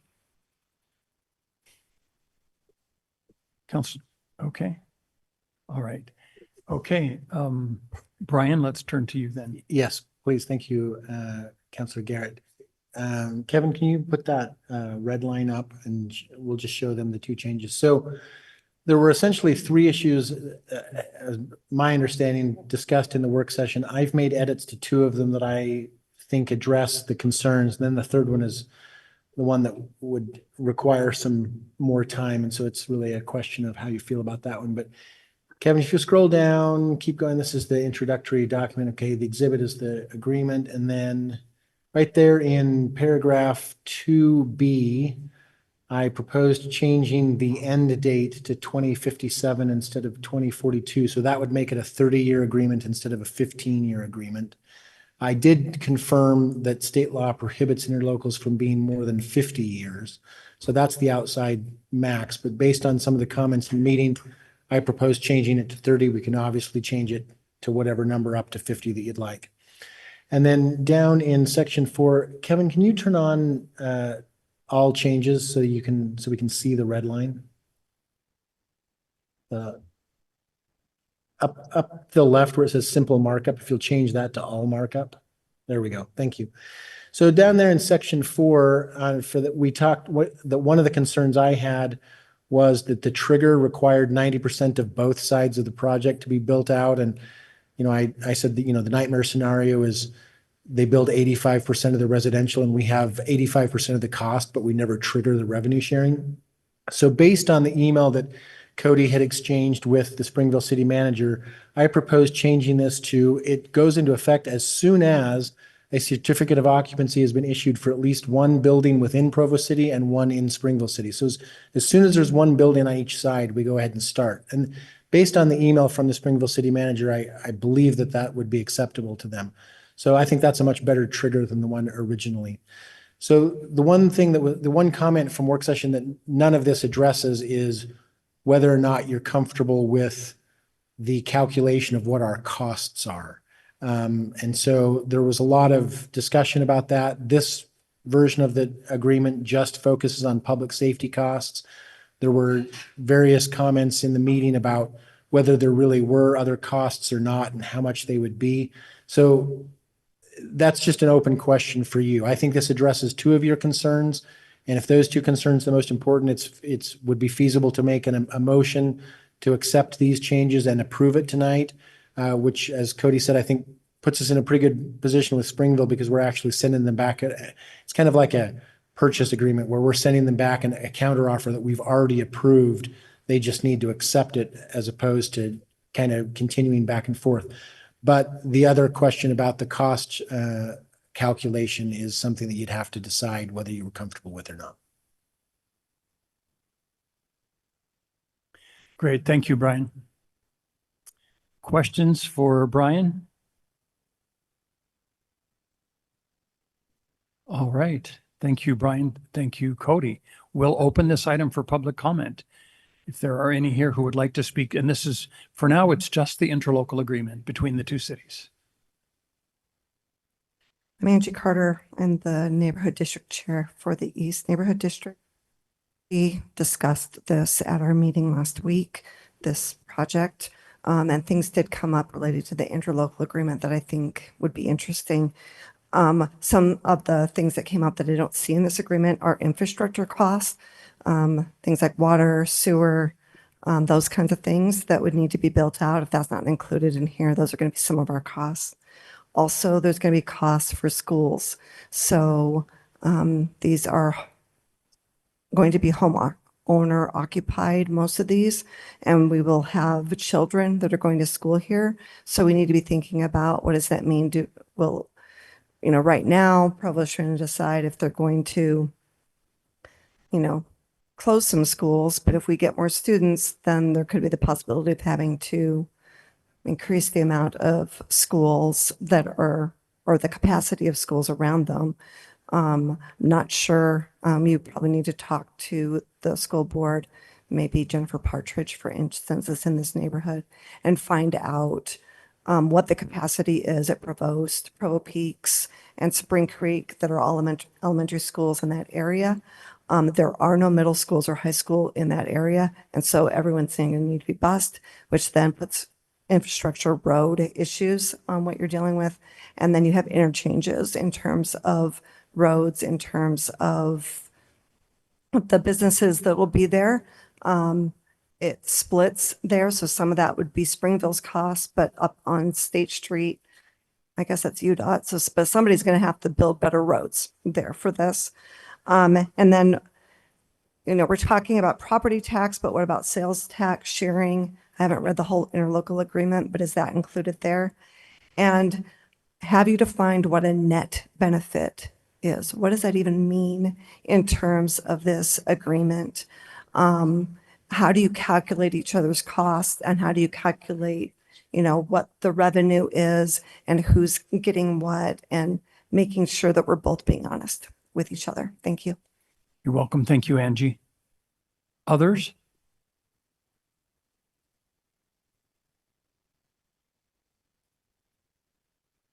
I'm Lynn Sorensen, Pleasant View neighborhood, and I was born in Sedgwick, Kansas. I'm concerned about what seems to be a trivial matter, but I used to write headlines for the Arizona Republic, and naming is very important. I am not pleased that this development, whether it goes through or not, is called Springville Rising. It leaves Provo out of it altogether. So I would like very much for someone to come up with something so that it doesn't stick forever. So if you want to remember things that have stuck forever, Watergate, Obamacare, Summer of Love, whatever, once it gets going, there's no getting around it. Now, obviously, some places have solved this problem. Twin Cities, Minneapolis, St. Paul, it's Twin Cities. Dallas Fort Worth, using both names. There's got to be a way that this cannot seem like it is solely belonging to Springville, notwithstanding that they're getting all that tax revenue. I mean, I have concerns in many ways, but at this stage, I really think we need to be submitting to the people who are putting this together some form of a name. And I don't know if that's Proville or, you know, what it might be, but there's got to be something. Please consider that. Thank you. Thank you, Lynn. Anyone else? If not, we'll close public comment and bring the item to council for discussion. Councilor Whitlock. Yeah, so I appreciate those comments, particularly from Angie. Just to answer that question about net benefit for those who are interested, essentially the way the formula works is it's the revenue, which is a function of sales tax and property tax, minus public safety costs, and that's the net benefit. And then essentially, whoever has the higher net benefit then pays a 50-50 split of the delta. And that's how it would work.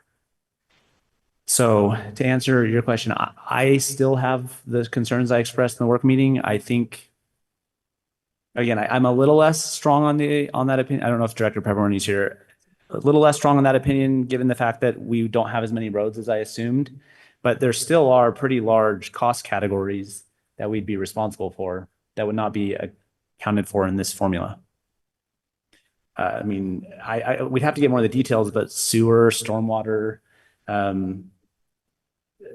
parks and rec, sanitation. The thing is, I don't think like our sanitation costs fully cover are not fully covered by the fees. I think they're partially covered by taxes, right? So anyway, but again, you guys could push back. I'd like to understand that better.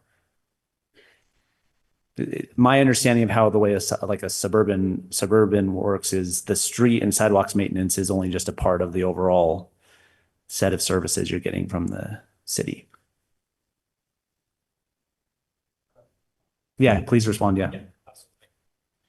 Yeah, so you are correct. Not every single cost is covered. It's just public safety. The logic behind that is just because the public safety takes up the majority. If you were to look at all of the services that a city provides, public service takes up the largest percentage of a city's budget expenditures. And they're not covered by any type of additional fee. The more fire, the more police you use, the more you would be charged. That doesn't exist. Whereas, it exists in other utilities where we have enterprise funds that help cover the costs for additional uses for it. I'm sympathetic.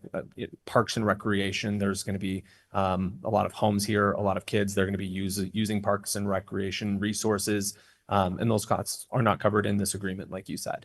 And so the question is just how granular do we want to get in encapsulating all the costs that are going to be borne by the city from this proposal, from this proposed development, that are not covered by additional fees like utilities or by the public safety consideration of the equation. I mean, if there's one theme that I picked up from my first budget cycle, it's that we have a huge maintenance backlog. I mean, we just heard it today. How many $1 million of sidewalk ADA backlog?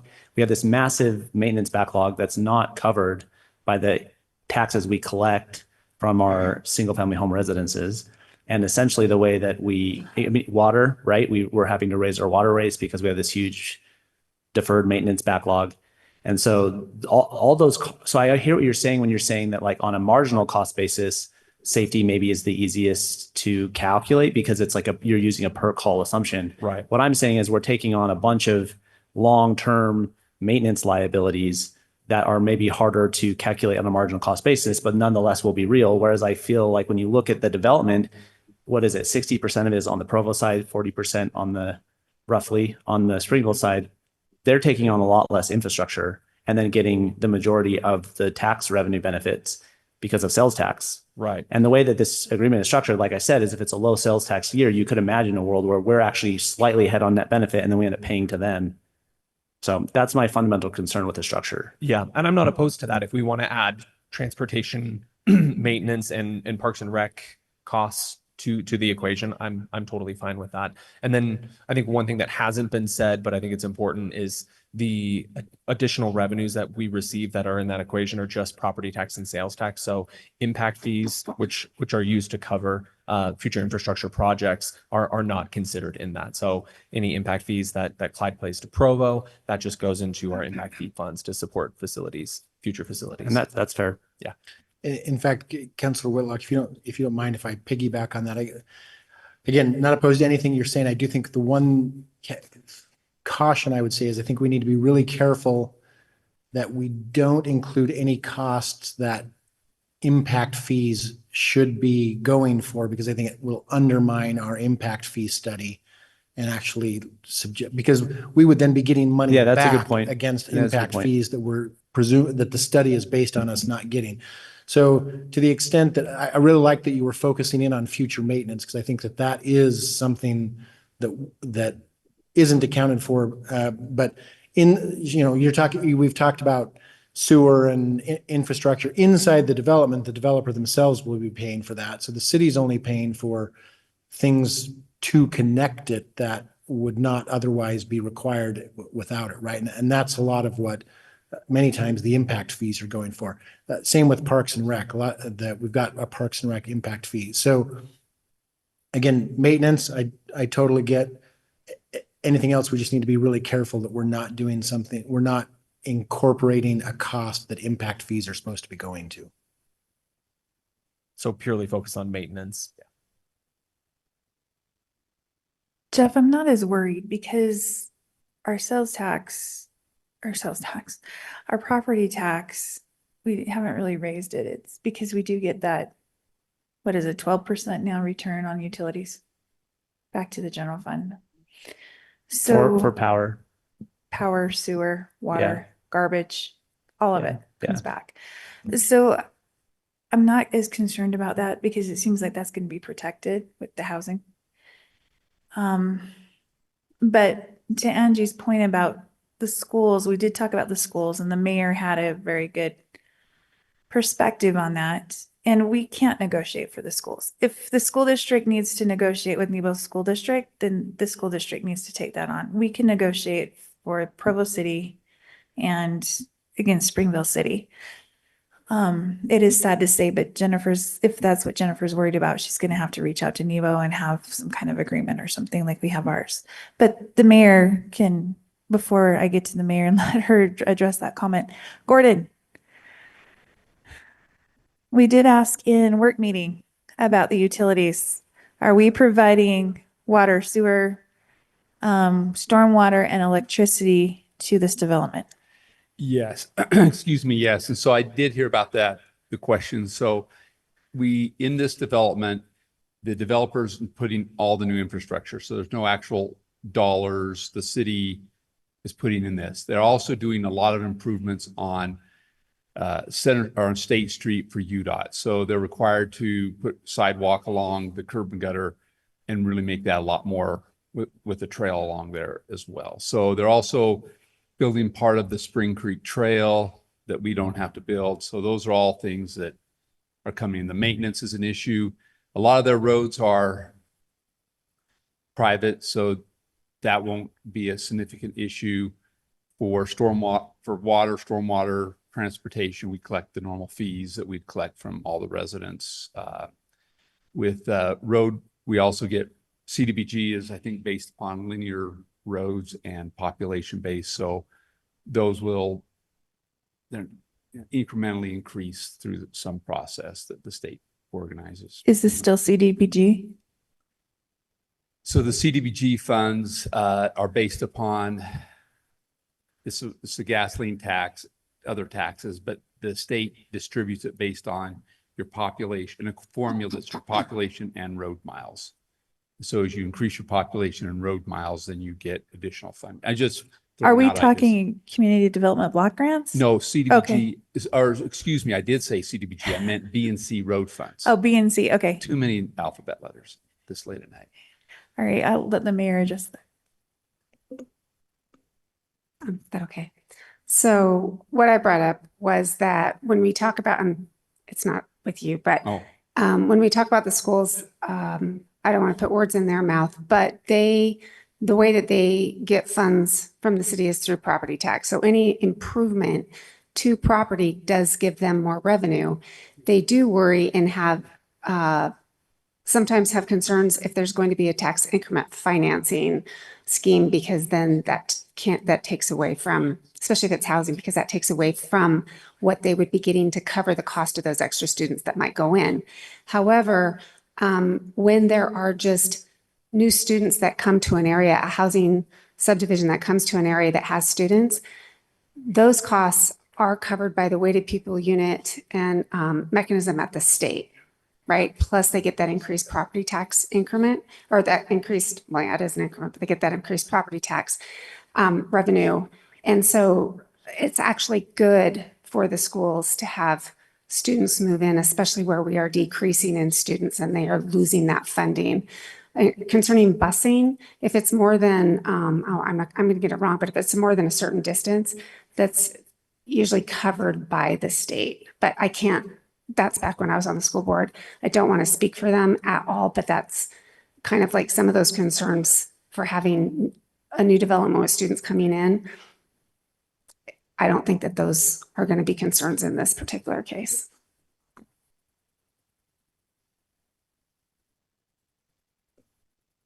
Any other council discussion?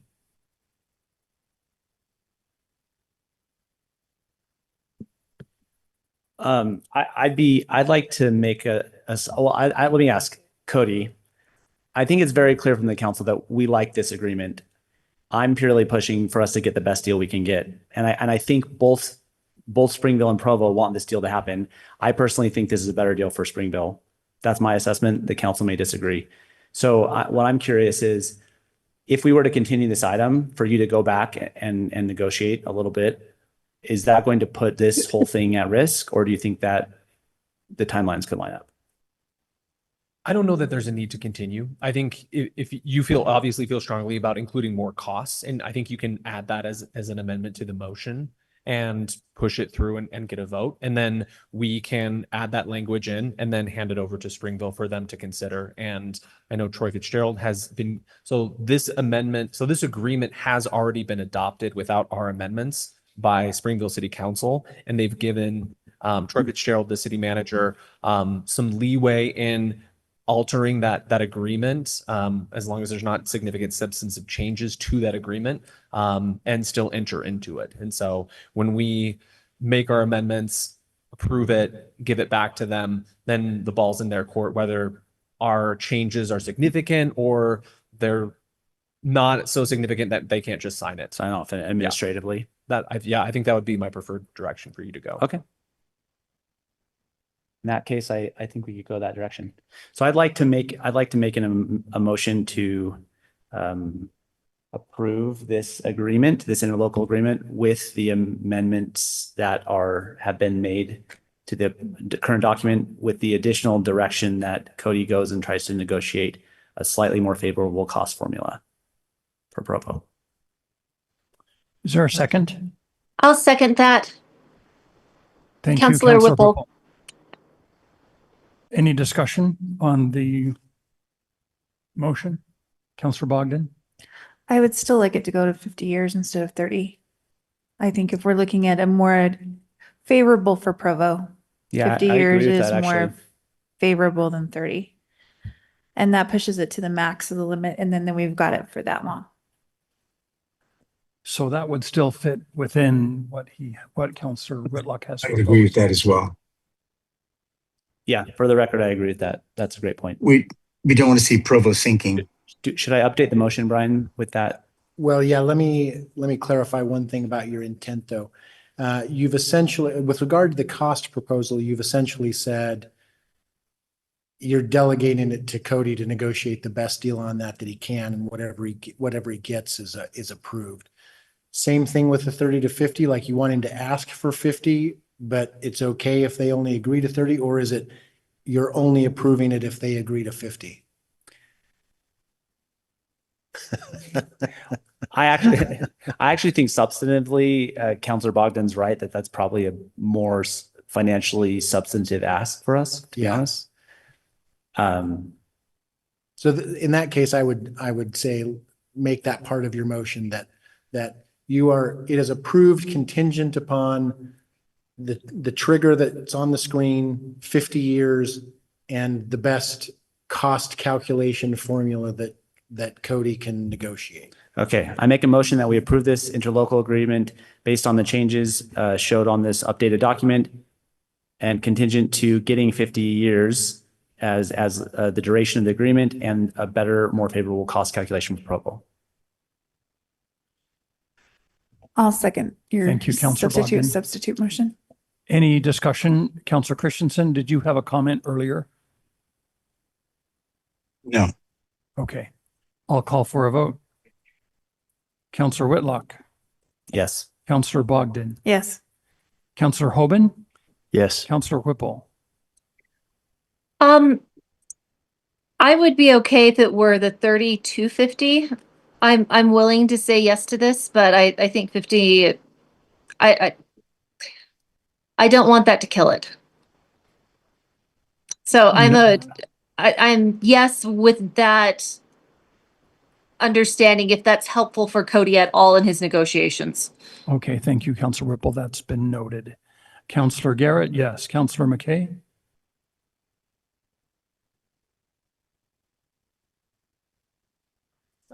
Councilor McKay reported that her signal is in and out of service, so we'll excuse her vote at this time. Councilor Christensen? Yes. That motion passes by a vote of 6-0. Brian, having passed that, do we move to 7 and 8 now?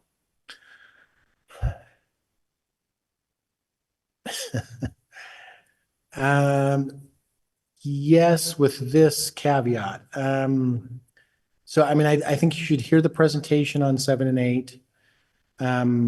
We do not at the moment have a binding interlocal agreement. And so the question becomes, do you really want to approve either the general plan or the rezone without one?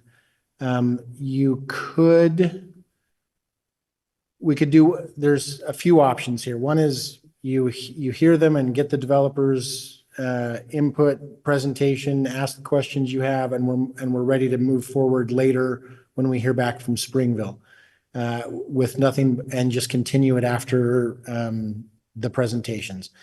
We could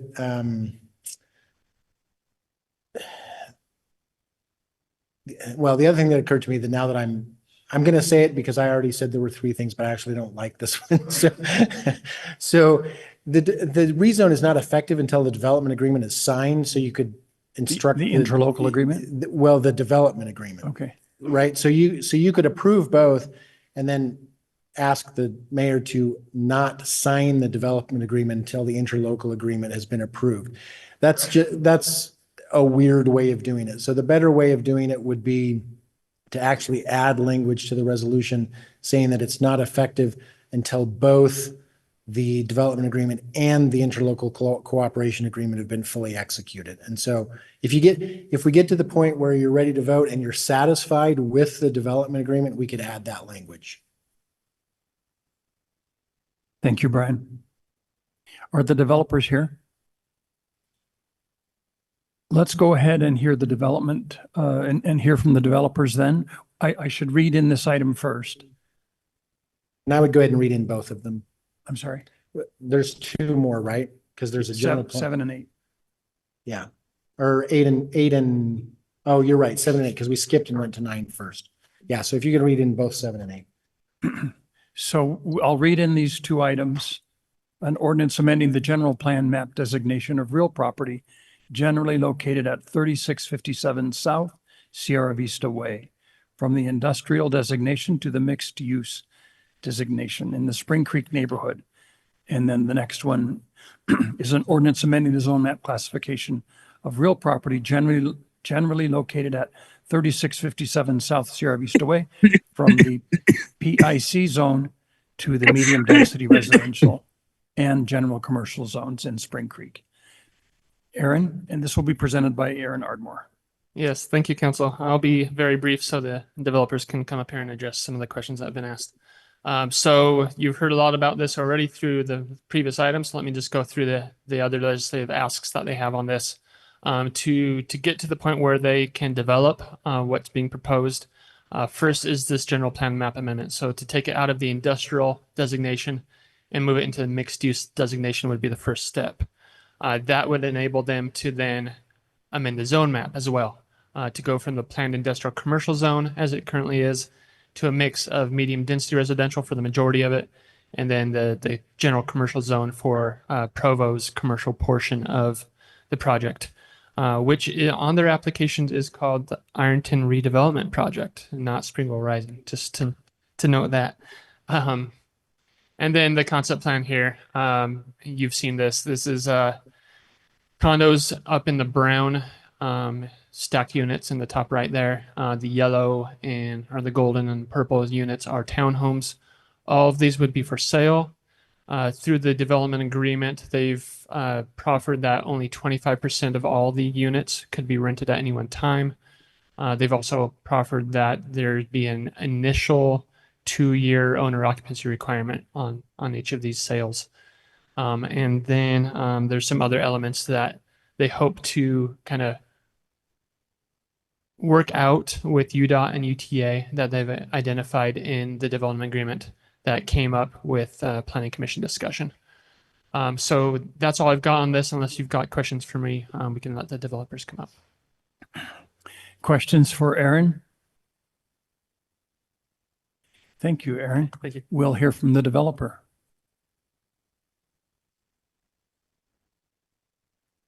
Thank you, Council and Mayor, for having us tonight. We're excited about this development. Could you tell us your name? Oh, yes. Sorry. My name is Spencer Warren. I represent the Clyde Companies and I'm part of their development team. You've already heard most of what you need to hear about this both zone changes or the amendment to the general plan and the zone change.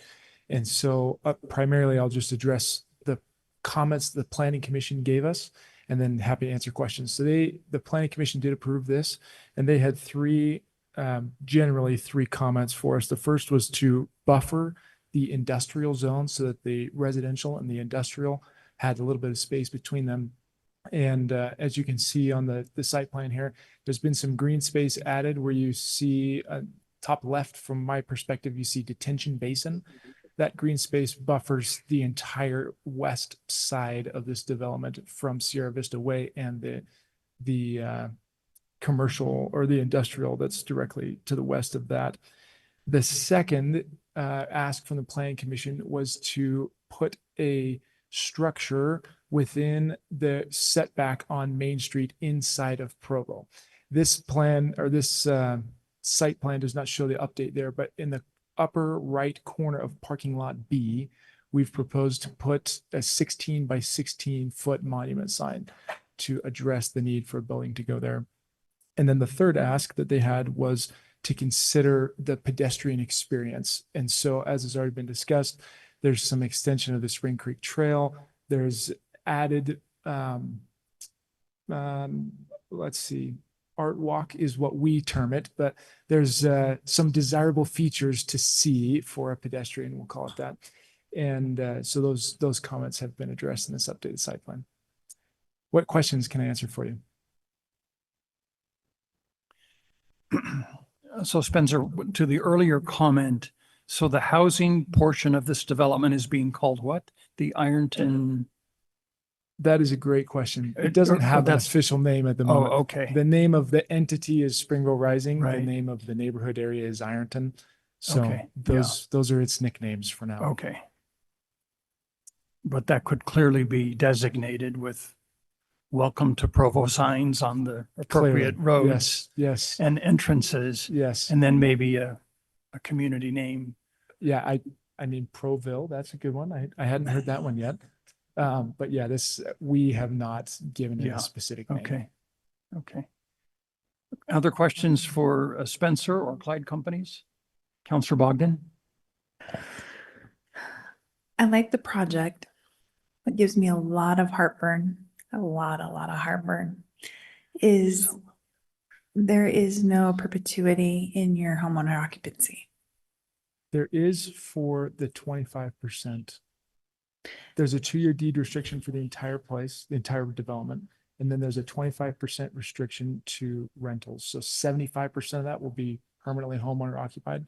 Only 25% will be allowed to go into the rental pool. And that 75% is in perpetuity. So were these sold or are these all rentals? No, these will be sold. They're all for sale. So how would you enforce that 25%? The same as what was discussed earlier through the application in the development agreement, or the template, excuse me, in the development agreement, as well as through the HOA.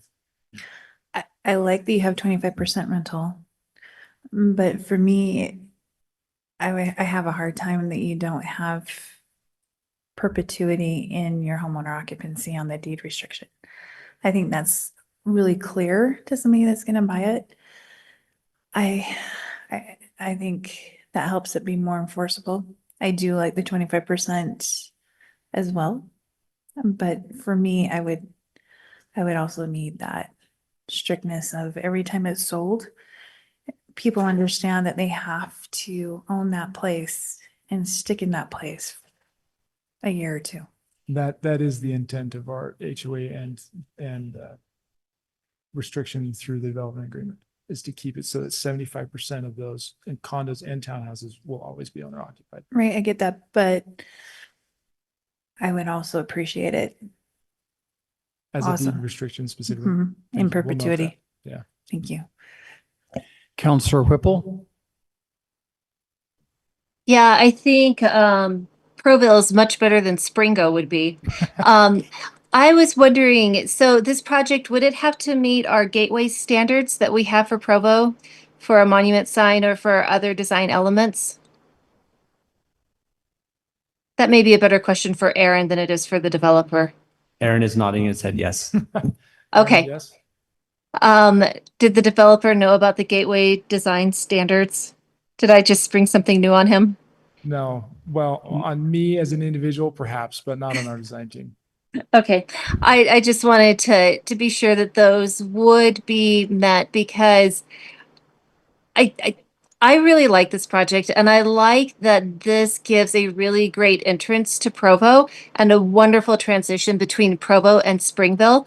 And I think doing kind of the monument sign and our gateway standards will help to mark and kind of celebrate that common line that we have with each other. So I'm excited about it, and I'm really happy that you're here to do this project. Thank you. We are too. Counselor Whitlock? Echoing some of my comments from the last item, I love that all these units are for sale.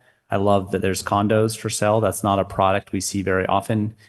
Condos are the new starter home. That's just the reality that we live in, as we've discussed. And I'm really happy that there's going to be 90 families that can buy these and live close to dining, retail. I think that's amazing. I also appreciate all the green space. There's a lot of parks in this development. So I think you guys have done a wonderful job. Thank you. I really appreciate it. And I love this development. I want to make it happen. Great. Thank you very much. I also am encouraged by this project, Spencer, and appreciate the commitment that Clyde Companies has made to develop this part of our city. It has great I-15 access from there. 1400 South is underutilized. And, but to see life in this part of our city will be great. If there's no other comment or questions for Spencer or discussion, I'll call for a vote. Thank you, Spencer. Thank you. Chair Garrett, Yes. I just wanted to, well, let's see, you're doing the general plan one first? Yes. Okay, my comments are about the rezone, not about the general plan. Would we need to add the stipulation to the general plan that you suggested? Or is that just on the rezone? Well, I suppose, I guess that's up in your discretion. The general plan doesn't grant any vested rights, right? So if you approve the general plan and then the whole deal falls through, you can just undo the general plan, and you've not given anybody any rights because it's just discretionary. It's just a guideline to begin with. So I'm less concerned about that one, but we could certainly add it if you want. so that you don't have to go through the step of undoing it afterwards. Seems easy. Kevin, can you put up the ordinance then for the general plan? Let's see, and then scroll down.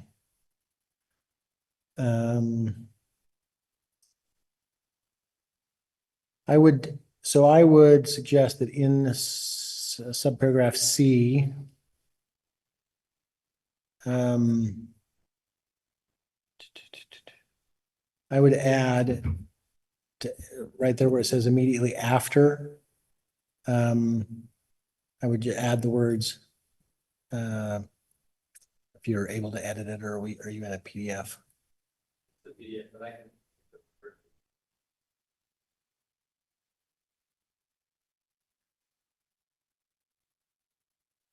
I would say this ordinance takes effect immediately after the interlocal let's see, what's the agreement called? Interlocal participation agreement, Cody, is that the name of it?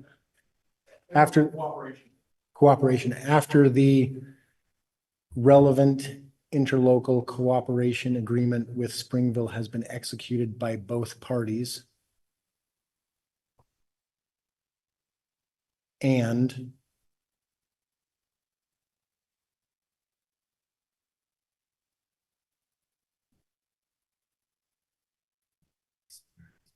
yeah. And so with that change, that makes it so that's just one more trigger before it's effective. So it would so if that meets what you're expecting, then we would want a motion to add that language and then a second vote on the amended ordinance. All right, I'll make a motion to update the implied motion to make an ordinance text amendment to the general plan for the property located at 3657 Sierra. You're scrolling, Kevin, while I'm reading. No, just okay. Sierra Vista Way, subject to the amended language that this is contingent upon the interlocal cooperation agreement being executed. I'll second that. Public comment on this? I didn't know. I didn't. When do I make public comment? Yeah.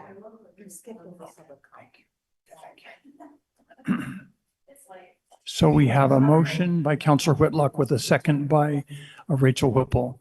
We will open public comment for this item at this time before we vote. You can tell we're getting tired.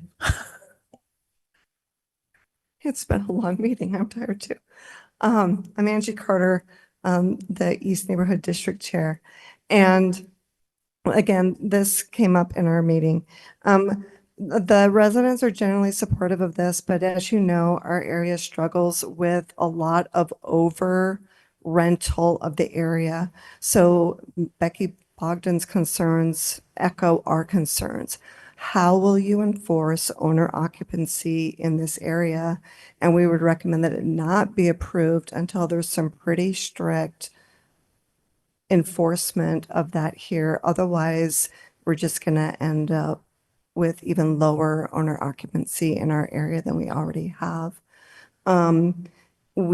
We think the interlocal agreement will take care of some of our concerns about most of the sales tax revenue going into Springville, but that is a concern that we have as well, that Provo seems to be getting all the housing without the tax revenue to support all of that. So it sounds like some of that's been addressed, but I would like you to know that that came up in our meeting as well. That's all that we have, but I just wanted you to know that. Thank you. Great. Thank you, Angie. To that point, can you speak just in more detail how will it be in the, so basically you're making an HOA, correct, for Yes. this? Yep. And then you're going to have the 25% rental being forced through the HOA? Yes, as well as the application that was discussed with the prior development. What would, so is the HOA board going to be, like, will Clyde be on the HOA board? Do you tend to have control over the HOA? If Clyde owned all of the houses, then we could. Okay, then you can't, it But, has to be owner, yeah, it has to like be. we'd have to rent them to be Yeah, able to makes do that, sense. which we're not gonna do. So, Thank you. thank you. Thank you, Spencer. And Chair Garrett, if I could just clarify, in case there was any confusion about this, I think that we have opened public comment for both 7 and 8, right? So that let's not do separate public comment for the general plan and for the Thank rezone, you. but Thank you, Brian. Okay, so I won't close public comment yet until it's clear that this public comment applies to both items 7 and 8. On the same project, one relative to the general plan map designation and the other to the zone map classification. Seeing no other public comment, I'll close public comment and we'll continue with our vote. On item 7, the general plan map designation. Councillor Bogdan?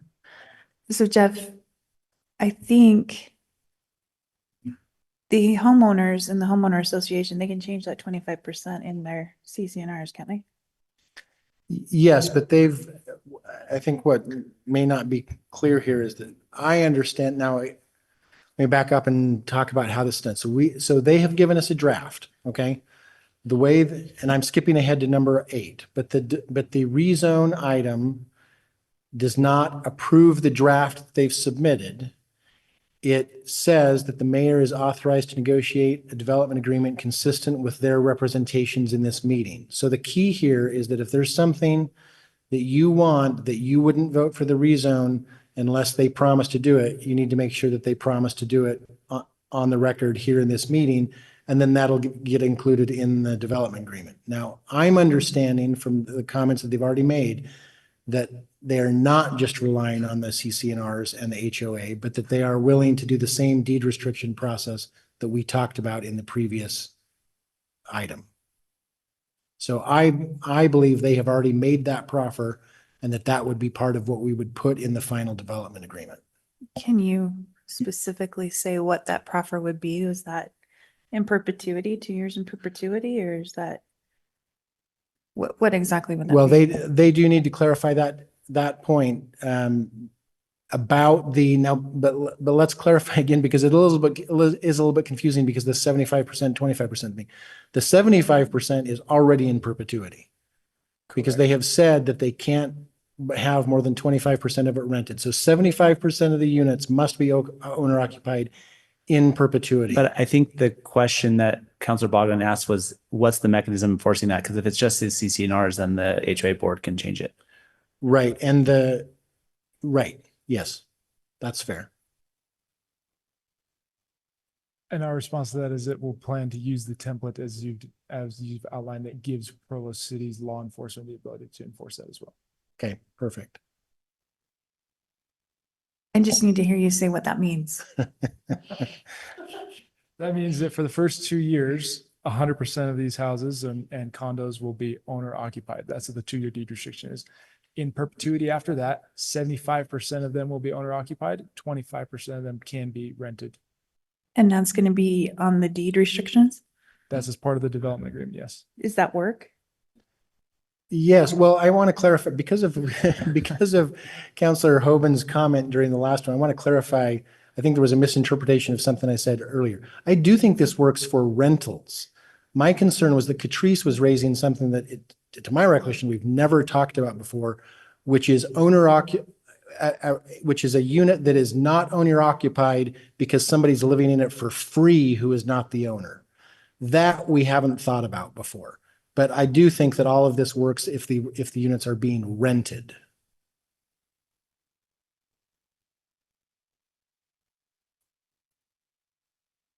Okay, so theoretically, it's going to be works, and the city can enforce on it if 30% of those units are rented. Yes, and we have done this. We've done that exact model in other development agreements before with other properties. We haven't had a violation yet. In fact, I don't know that any of the developments have actually finished being constructed. But we have a deed restriction template. We have development agreement language. We have the language we need to be able to say that if any more than 25% of the units in this development are being rented, we can deny any unit above the 25% mark a rental dwelling license and then prosecute them for renting without a license. That's how we understand it as well. How do you tell which ones by right can rent and which ones can't? Well, I think our enforcement would be based on time. Now that, and right, the first 25% would be the ones that we would give a pass to. And as soon as somebody above that rented, we would prosecute them. Thank you. Quick question to follow up on that. So the people who get in on that 25% would be the order in which they apply for their rental dwelling license, if I'm understanding correctly. So if they were renting it out without the rental dwelling license, they wouldn't have their place secured in that queue or to be part of that 25%, and they could just be enforced on. Yes. And would it make sense to have any penalties attached to the HOA as well, instead of just the original or the individual property owners? Because this is kind of a community enforcement thing if we've got this in the CCNRs. But if we're relying on that entity to be that first level of policing, would it make sense for there be penalties to that entity for failing to do that? I think that's up to the council.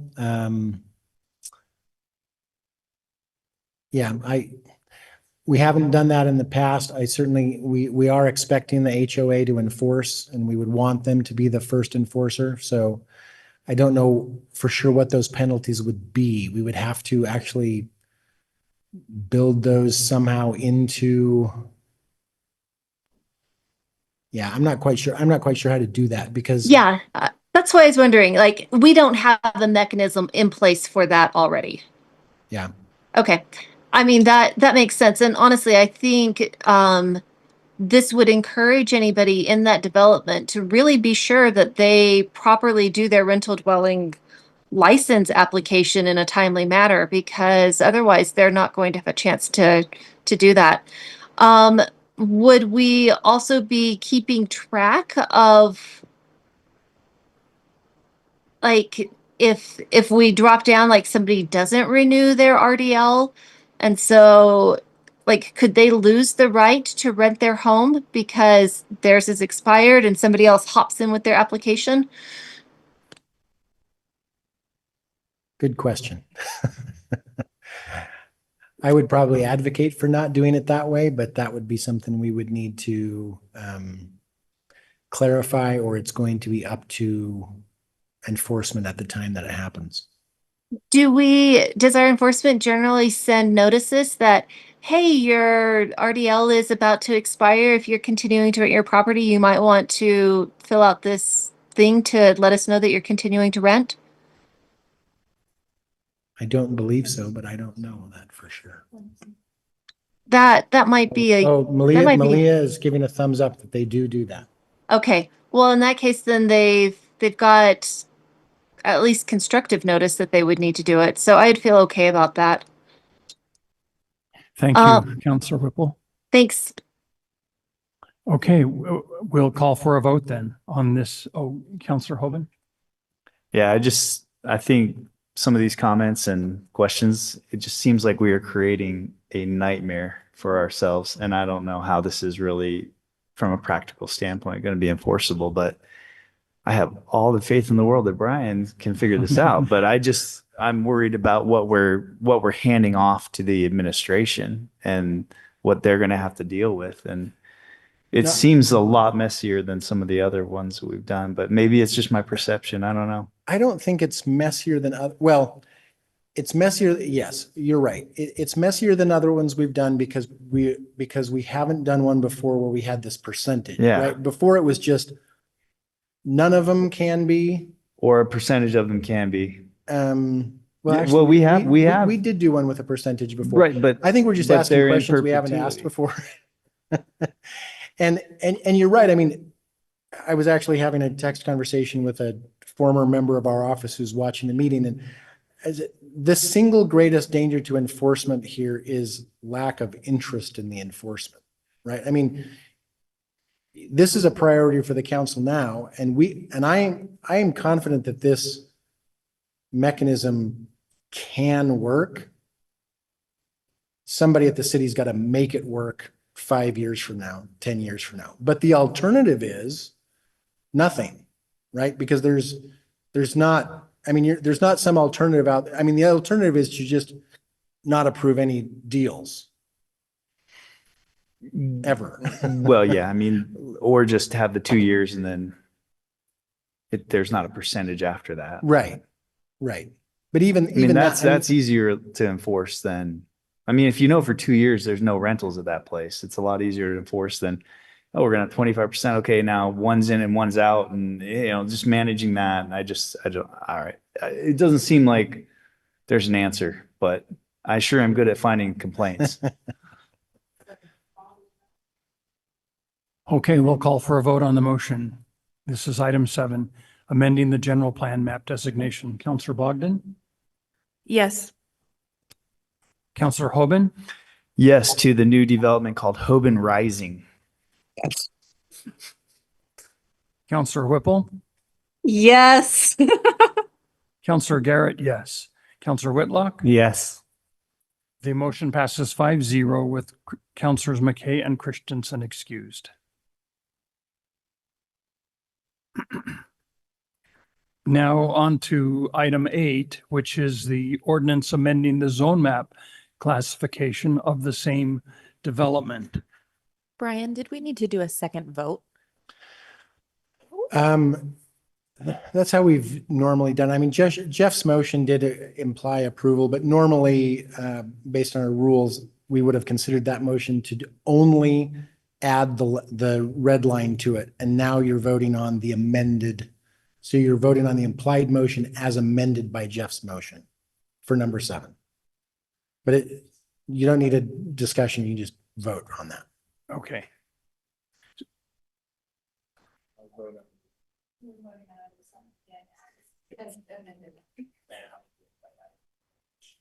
We're voting on item 7 as amended. Councillor Bogdan? Yes. Councillor Hoban? Yes. Councillor Whipple? Yes. Councillor Garrett? Yes. Councillor Whitlock? Yes. The vote passes. The item passes 5-0 with Councillors McKay and Christensen excused. Okay, now on to item 8, which is amending the zone map classification. Can you put it up, Kevin? Because I'm gonna make you go through the whole entire same convoluted procedure, except that there's an easier way to do this. So, Kevin, if you can go to part 2 in the Word document of number 8. Okay.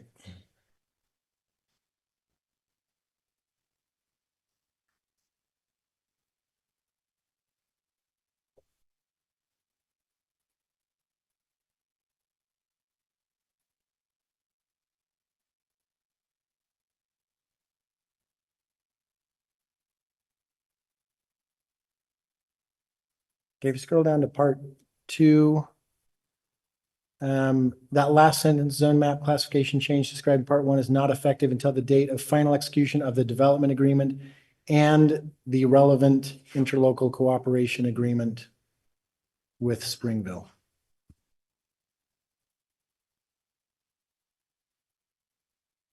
Okay, so based on our prior discussions, my suggestion would be that someone make a motion to add that language. And then after that motion passes, you'll have to vote on the as amended ordinance. Okay, so I'll look for a motion then on this resolution as amended. To amend it. To amend it. Yeah.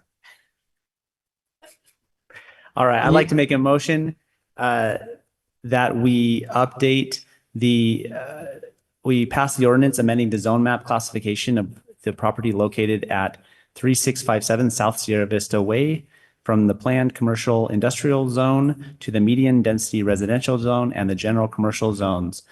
And subject to the updated language requiring that the interlocal cooperation agreement with Springville be executed. Thank you, Councillor Whitlock. Do we have a second? I will second that. Councillor Bogdan, thank you. Is there any discussion? Do a quick discussion. It's fun hazing you, Jeff. I'm the only freshman. All right, I'll call for a vote. Counselor Hoban, Yes. Counselor Whipple, Yes. Counselor Garrett, yes. Counselor Whitlock, Yes. Counselor Bogdan. Yes. The motion passes by a vote 5-0 with Counselors McKay and Christensen excused. We'll now vote on the Implied motion as implied amended. motion As amended. as amended. Counselor Hoban, Yes. Counselor Whipple, Yes. Counselor Garrett, yes. Counselor Whitlock, Yes. Counselor Bogdan. Yes. That motion also passes by a vote of 5-0 with Counselors McKay and Christensen excused. We'll now turn to item 10 on our agenda, a resolution approving the appropriation of $14,171.11 in the general fund for a contractual sales tax increment post-performance payment to Days Market, presented by Cody Hill. Thank you again, Councilmember Garrett and council members. So this budget appropriation request is to fulfill our obligation to Days Market. We entered into an agreement with them in 2019 for the remittance of sales tax increment. Their base year value is about $39,000 of sales tax revenues to Provo City.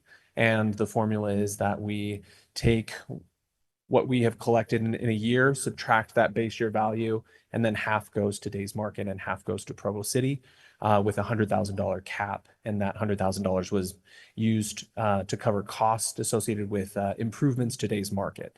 And we've definitely seen an impressive return on that, adjusting for inflation. As we discussed in the work session, we've seen 111% increase in the amount of sales tax revenues to the city. And so as calculated, this $14,171 would fulfill that obligation. And I estimate that they will reach that cap next year, even though there are, it will be done 2.5 years early. So happy to. Great, thank you, questions you Cody. may have. Any questions for Cody? Thank you. This item is open for public comment if anyone wishes to make a comment. If not, we'll close public comment and invite council discussion. Councillor Whitlock. I'd just like to make a comment that I love to see a small neighborhood grocer be so successful. And I hope we can get more of them in Provo. Thank you. If there's no other discussion, we'll call for a vote. Councillor Whipple, Yes. Councillor Garrett, yes. Councillor Whitlock, Yes. Councillor Bogdan, Yes. and Councillor Hoban. Yes. That motion passes by a vote of 5-0 with Councillors McKay and Christensen excused. We'll now move to item 11, a resolution appointing an executive director for the Provo Municipal Council. Rachel, do you know who's presenting this item? Because it was supposed to be our council chair who's out of town.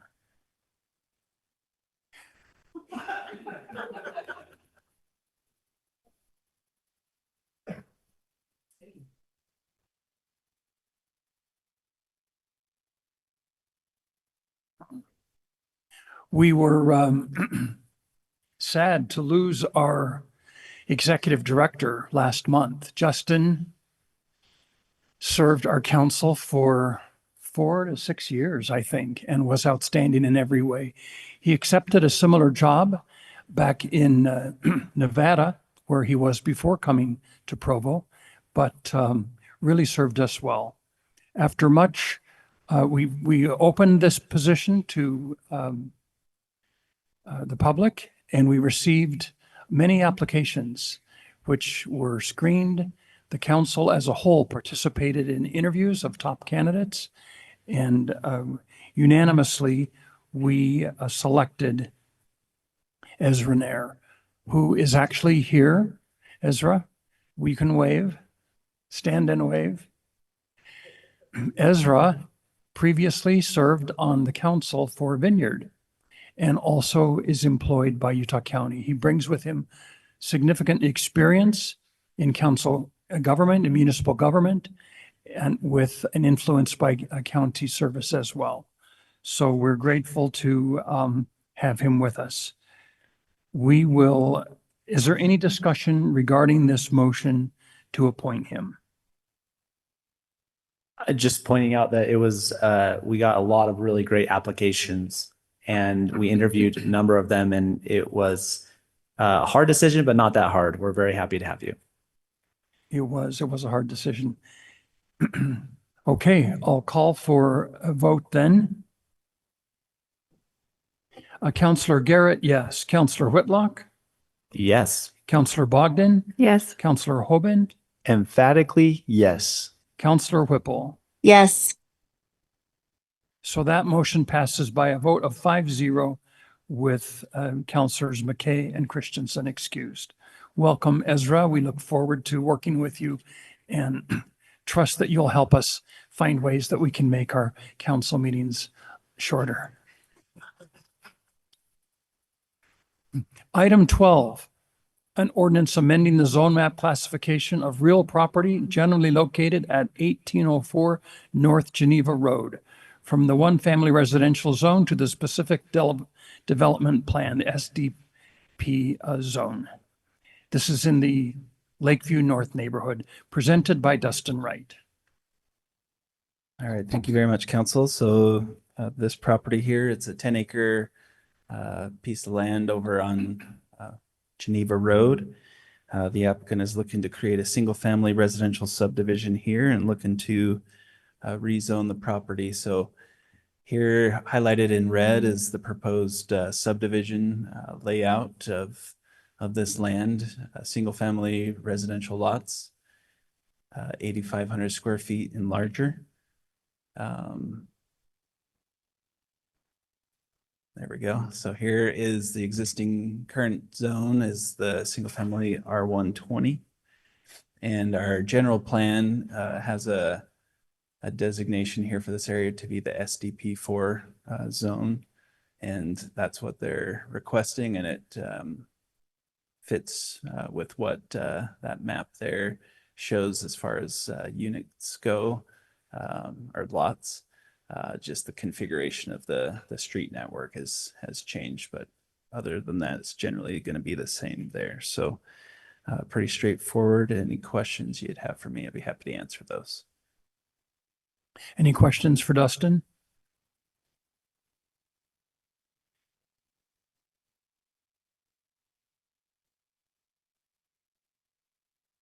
Okay, thank you, Dustin. We'll open this item for public comment.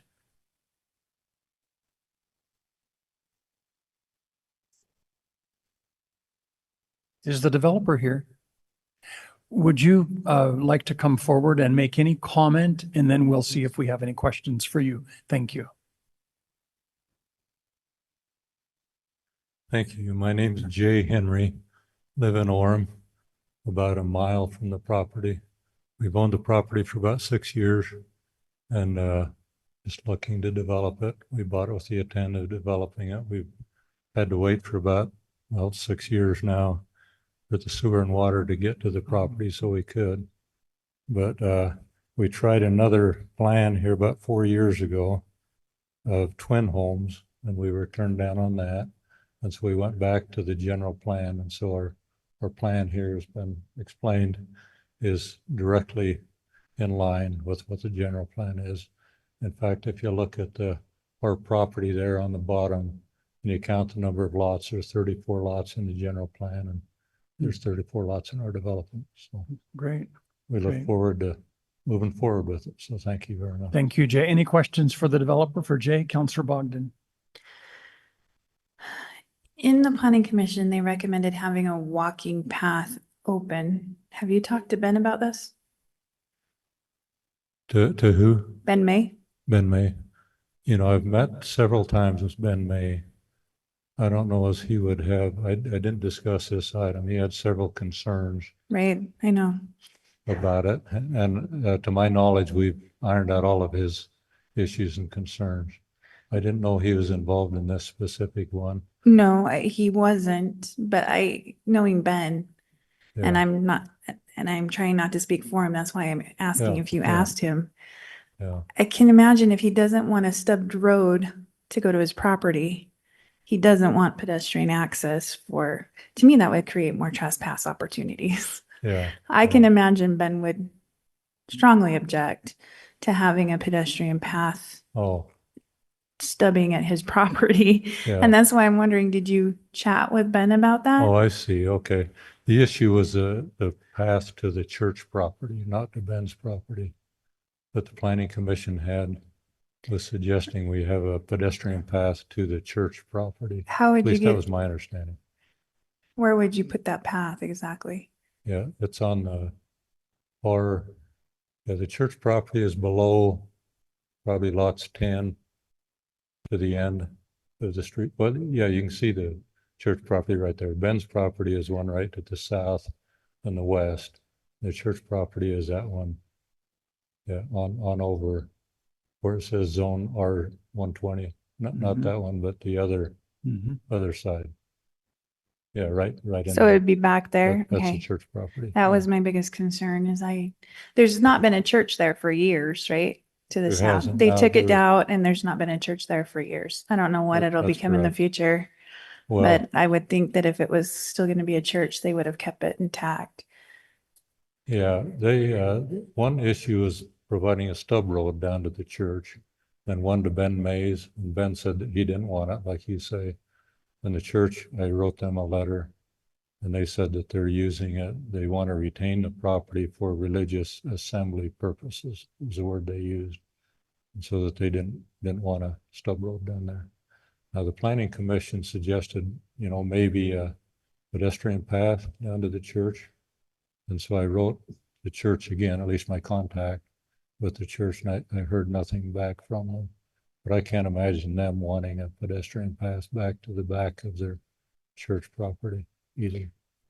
I can't control the planning commission, but I did want this conversation to be had Sure. publicly so Sure. that, they don't always know the ins and outs of things. Sometimes it's just a great idea. And then when property owners are like, no, I have a different purpose for my property, and having stubbed off pedestrian pathways would create more trespassing opportunities. I think that's a valid point to bring back to the planning commission for any. Yeah.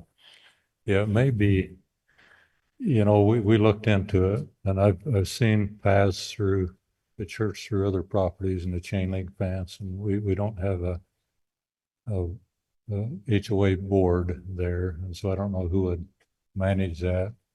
So that seemed to be, we don't think it's a good idea for the neighborhood. Okay. And Councilor Bogdan, if I could just mention that with regard to that, my understanding is that the way the planning commission report is phrased, that they phrased it as they approved it with conditions. They don't actually have the ability to impose conditions. Okay. So and all they are doing is recommending to you. So what I've actually suggested in the past, what they should have done is recommend denial unless the following issue is addressed, right? Anyway, that's a separate issue. The point being, the ordinance as written right now does not contemplate a development agreement. And if you don't require one, then the zone is just changed. Okay. And anything that the planning commission recommended that they do is just a recommendation. So they have no leeway with the concept plan or anything. Not unless the code requires it. All right, I'm fine with that. I just want to make sure that I'm kind of standing up for Ben and for those other Sure. things, because I know him and I don't think he'd be I've okay known with Ben this. for a long time. We've worked I've together. known We're Ben for- neighbors. We're in the same kind of neighborhood. I've known Ben for a while too, so He's a good man. he is. He's a very good And man. his And so is Erin. family She's a good there, I woman. know his father very well. So Thank you. we're aware of that. Thank you, Jay. Thank you. We'll open this item now for public comment. If there are any here who would like to speak to this item, you can approach the podium.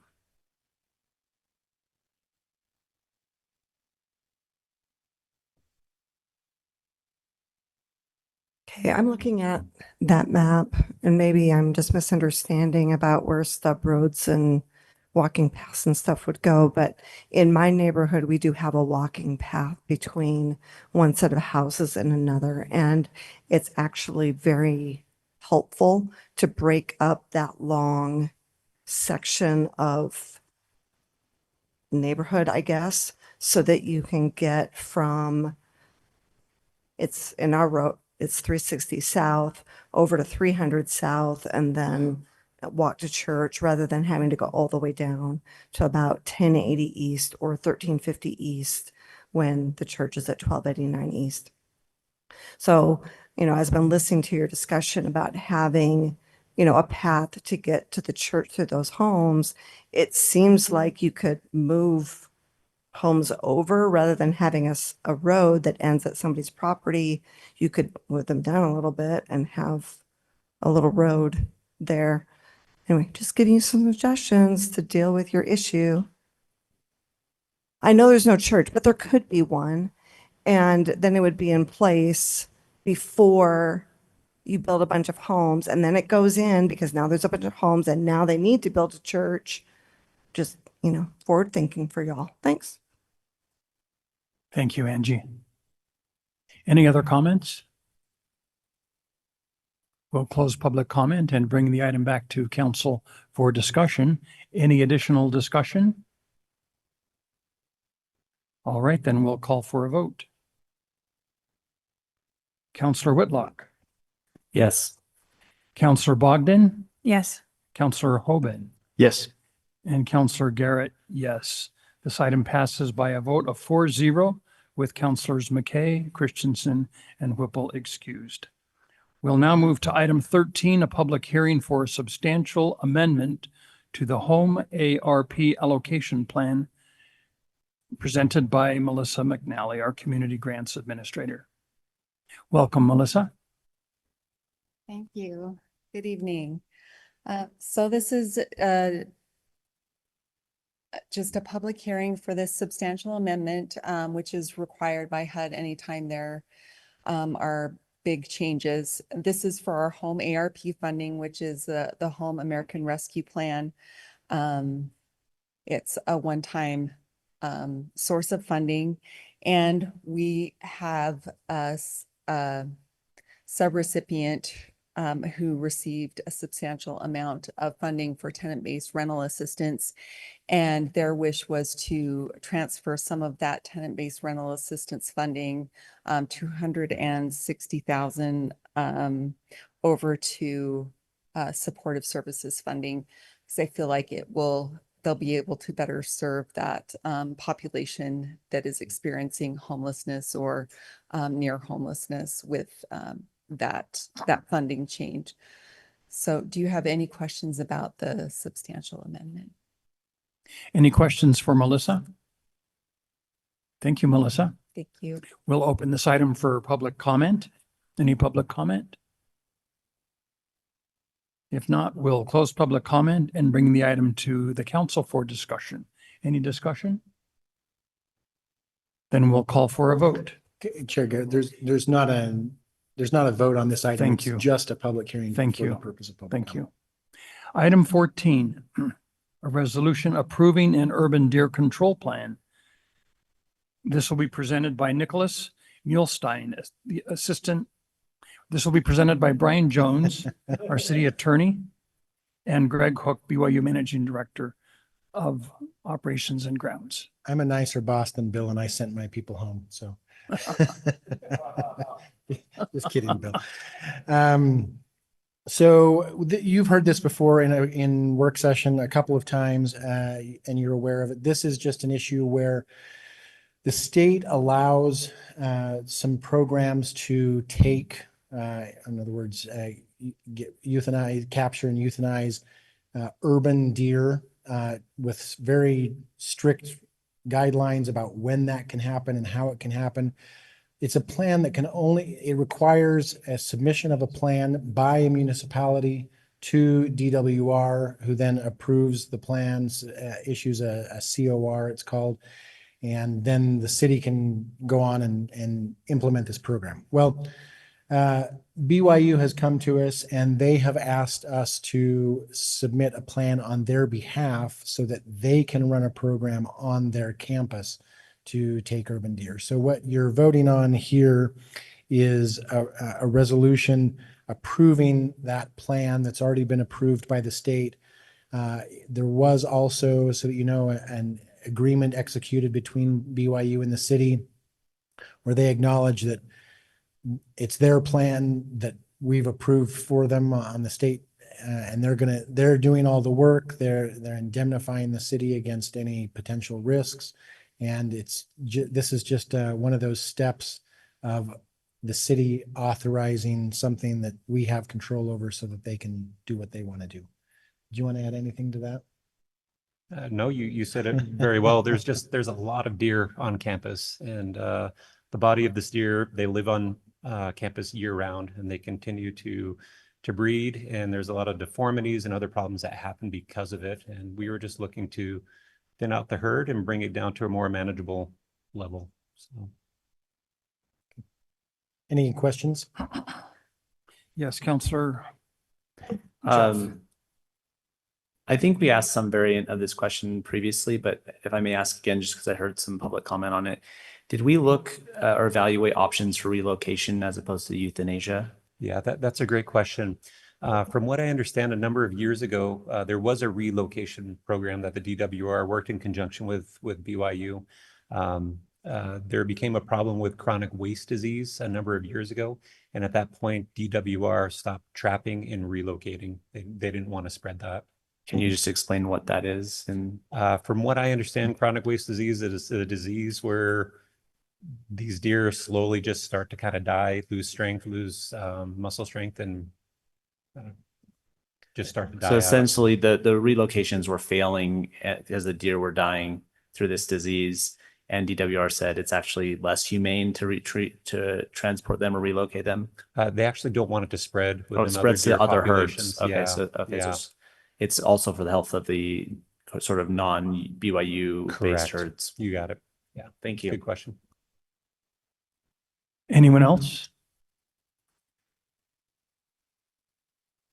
Okay, thank you, Brian and Greg. Thank you. We'll open this item for public comment. Is there anyone who would like to speak to this item? If not, we'll close public comment and bring the item to council for discussion. Any additional discussion, council members? Okay, we'll call for a vote. Councillor Bogdan. Yes. Councillor Hoban. Yes. Councillor Garrett, yes. And Councillor Whitlock. Yes. Thank you. That item passes by a vote of 4-0 with Councillors McKay, Christensen, and Whipple excused. Item 15 is a resolution adopting an Americans with Disabilities Act transition plan. This will be presented by our engineer, David Michelson. David, thank you for your patience hanging out with us tonight. Yeah, you bet. Appreciate it. I'll be quick tonight. So the Americans with Disabilities Act, or ADA, is a federal civil rights law that prohibits discrimination against individuals with disabilities. For local governments, Title II applies to our programs, services, and activities provided by the city. Accessibility improvements can range in cost and scope, while others may be addressed through changes to policy, procedures, or how services are provided. The city cannot address every issue at once, and so the ADA requires a transition plan to be established, how accessibility barriers will be addressed over time. So our transition plan does not create the city's ADA responsibilities. Instead, it provides a framework on how to identify, plan, and track accessibility barriers and improvements. Finally, this is not a one-time document. It is a living document intended to be updated as new assessments are completed, improvements are made, and projects are finished. The goal is a continual process towards compliance. And ultimately, the ADA establishes the requirements, while the transition plan just provides the roadmap of how the city will work towards meeting those requirements. I'm happy to answer any questions you have. Thank you, David. Any questions for David? Yes, Councillor Bogdan. So I'm curious, the mayor did comment that we still have a lot of work to do. We still have to have every single department in this. So do we come back and the council ratifies each amendment to this thing, or how does this work? It's a good question. Yes, I mean, we don't necessarily have to do them separately, but there will be updates to this. In fact, it's like many documents, the general plan and many other documents, this is intended to be a living document that should be getting frequent updates anyway. So we're setting the baseline here tonight. There will be updates, and those updates will be coming back to the council for approval. So are we gonna just like wait until we get a couple of departments in, or are we gonna just like every single department that finishes, we're gonna come back and? We've actually got I mean, we have an ADA committee in the city. We actually spoke about this about directors meeting this morning, and we are implementing monthly check-ins on the department's self-evaluation and update process. So hopefully those updates will be coming back to you fairly soon. You're chairing that committee, right? I am on that committee, yeah. I think Scott Henderson is actually the chair. Oh, Scott's the chair and you're on that committee. Yeah. I'm currently one of the ADA coordinators, as well as Travis Savage from Facilities. That's right. Designated as that. My preference would be that you would collect munch and come back rather than like once a month come and ratify each one of them. For sure. Does that put us in? I think that's the plan. As long as we're, you know, if some things are more, we might have a couple batches. Maybe we'll have 5 departments that are really easy and a couple departments that are hard. And so but yes, we would not intend to come back to you 10 times for every department. Thank you. Thank you, David. We'll open this item for public comment if there's anyone here who would like to speak. Thank you for your patience tonight. You're welcome. I'm Jonathan Handy from Provo. Just on the topic of sidewalks as they apply to ADA, one thing I would like to bring up is the problem of places being inaccessible due to sprinklers. Sometimes private sprinklers, sometimes city sprinklers, where the sprinklers are throwing water onto the sidewalks, onto the paths. I don't know about you guys, but I don't particularly like getting my groceries soaked when I'm bringing them home from the grocery store. So I would like to see in some form or another some effort be put towards ensuring that sprinklers that are watering the grass stay on the grass and stay off of the places where people are walking. Thank you. Great. Thank you, Jonathan. Appreciate your comment. Anyone else? We'll close public comment and continue the item with our council for discussion. Any discussion, councilors? Councilor Jeff.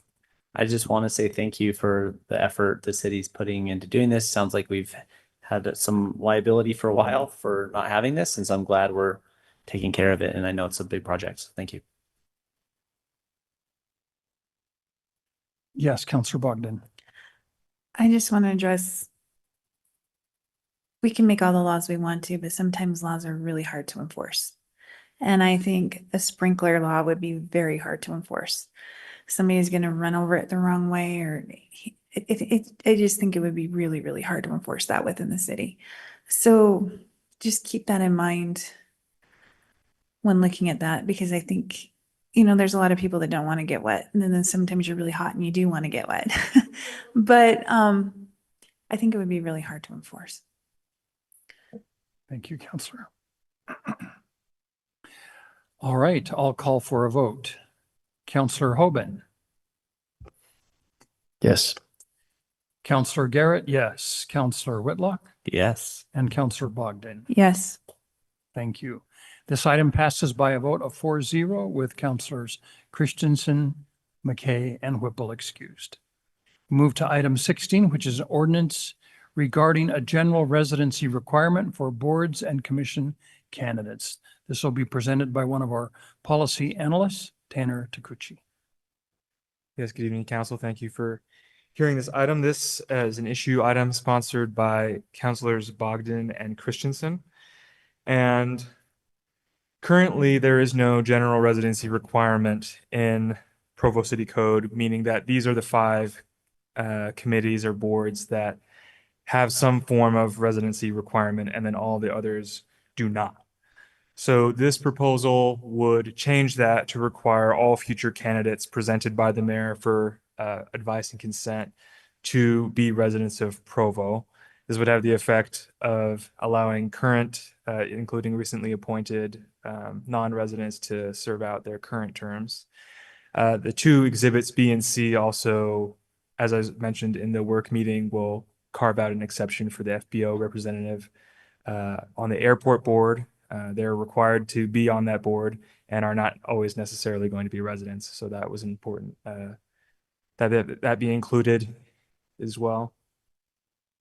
This will bring our Provo or our residency requirement in line more with what other cities are experiencing and with their boards and commissions in terms of residency. And just for your visual, for the public and for you, this is what will be required if this was adopted. There would only be 4 non-residents out of all the boards and commissions that would be allowed to be non-residents. Just to reiterate some of the considerations that were brought up during the work meeting. The only thing that I brought up as a potential issue is whether or not the talent pool will be constricted. In the left example here, that would be an example where, you know, the expertise required by, say, the Landmarks Commission would impose an unnecessary, a negative burden because that pool of potential people who are both residents and experts are small. I will say that Scott Henderson in the work meeting said that they've not had an issue finding people who fit the requirements for boards and commissions who require specific expertise who are also residents. So the reality of the situation likely resembles the Venn diagram on the right. And I will also note, this is something that I think Brian mentioned in the work meeting as well. While this does require the executive to act in a certain way and it restricts their ability to propose, conversely, it would also not allow the council to entertain non-resident candidates anymore. But if that is the priority is being put on Provo residency, which I think it is, then that is not an issue. Thank you. I'm open to any questions. Questions for Tanner? All right, thank you, Tanner. Thank you. Any public comments on this item? Angie Carter, Provo. My concern is one that our presenter just mentioned about the expertise. I think for many of our boards, it makes sense to just have Provo residents. But I would suggest that maybe for a couple of the other boards, there be an option to have, you know, 1 or 2 members that could be out of city residents, if there wasn't a city resident that had that expertise. Maybe there's something that you can add into this proposal that makes, you know, residents the highest priority, but then allows for an expert from outside Provo if there is not a resident that's an expert. I'm thinking maybe of the Landmarks Commission, Airport Board, you know, some of those boards that may need a little bit more expertise. I think we've got probably enough people for maybe Arts Council and Library Board and that sort of thing, but I can see some other specialties that may need that. And that could be a way to balance what we're trying to do, which is have more Provo resident input because these boards do affect us. But also, I think it's important to get expertise from outside of Provo, so we're not just circling the same ideas around each other all the time. There's benefits to having a greater pool of ideas too. Thank you. Thank you, Angie. Tanner, did you say that this would not preclude the council from considering other candidates from outside the city?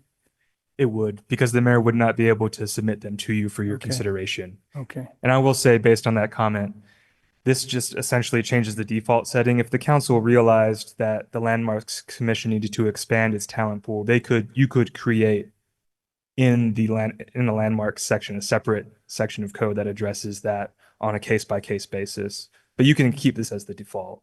Okay. Any other public comment? If not, we'll close public comment and continue with council discussions. I had actually one question for Tanner, just quick clarification. So there is one lone exception still, and that's the airport board for the FBO position. That is part of this ordinance, and then the 3 seats that already exist on the Arts Council will be retained. And then the city employees who are part of the what was it, the board that has city employees on it. But on the arts, There it is. on the arts commission or Mhm. council, apologies. When those seats are expired, their terms expired, would it then revert back to requiring residents? That code will not change as That part code of will- this, okay. and so you can continue to have non-residents serve in that role unless you decide to remove that exception that's currently in the Arts Council language. So in your professional opinion, I've heard the landmarks board now been mentioned twice. I think you mentioned it. I think it was mentioned by the public comment. Is that the one remaining board where you kind of maybe felt a concern about expertise being needed that might outside the city? I think the Landmarks Commission is brought up most often as an example of that because it is one of only a few that currently have expertise explicitly required in it. You know, the mayor might, for the energy board, seek out people who have experience in the energy sector. However, it's not currently in statute that that person have a specific background, whereas in the Landmarks Commission it is. So I think that's probably the most common example. Because we require certain experience or professional based Exactly. requirements. I will say, if you look at the code section that governs that, there are specific requirements. However, the list is quite long. And so if you have professional experience in history or archaeology or interior design, those would all fit that qualification. So the definition in the Landmarks Commission in particular is, I think, quite broad. Thank you. Jeff, Thank- we talked about that in work meeting, right? That we have a big enough talent pool with BYU professors and everything that lives here versus somewhere else.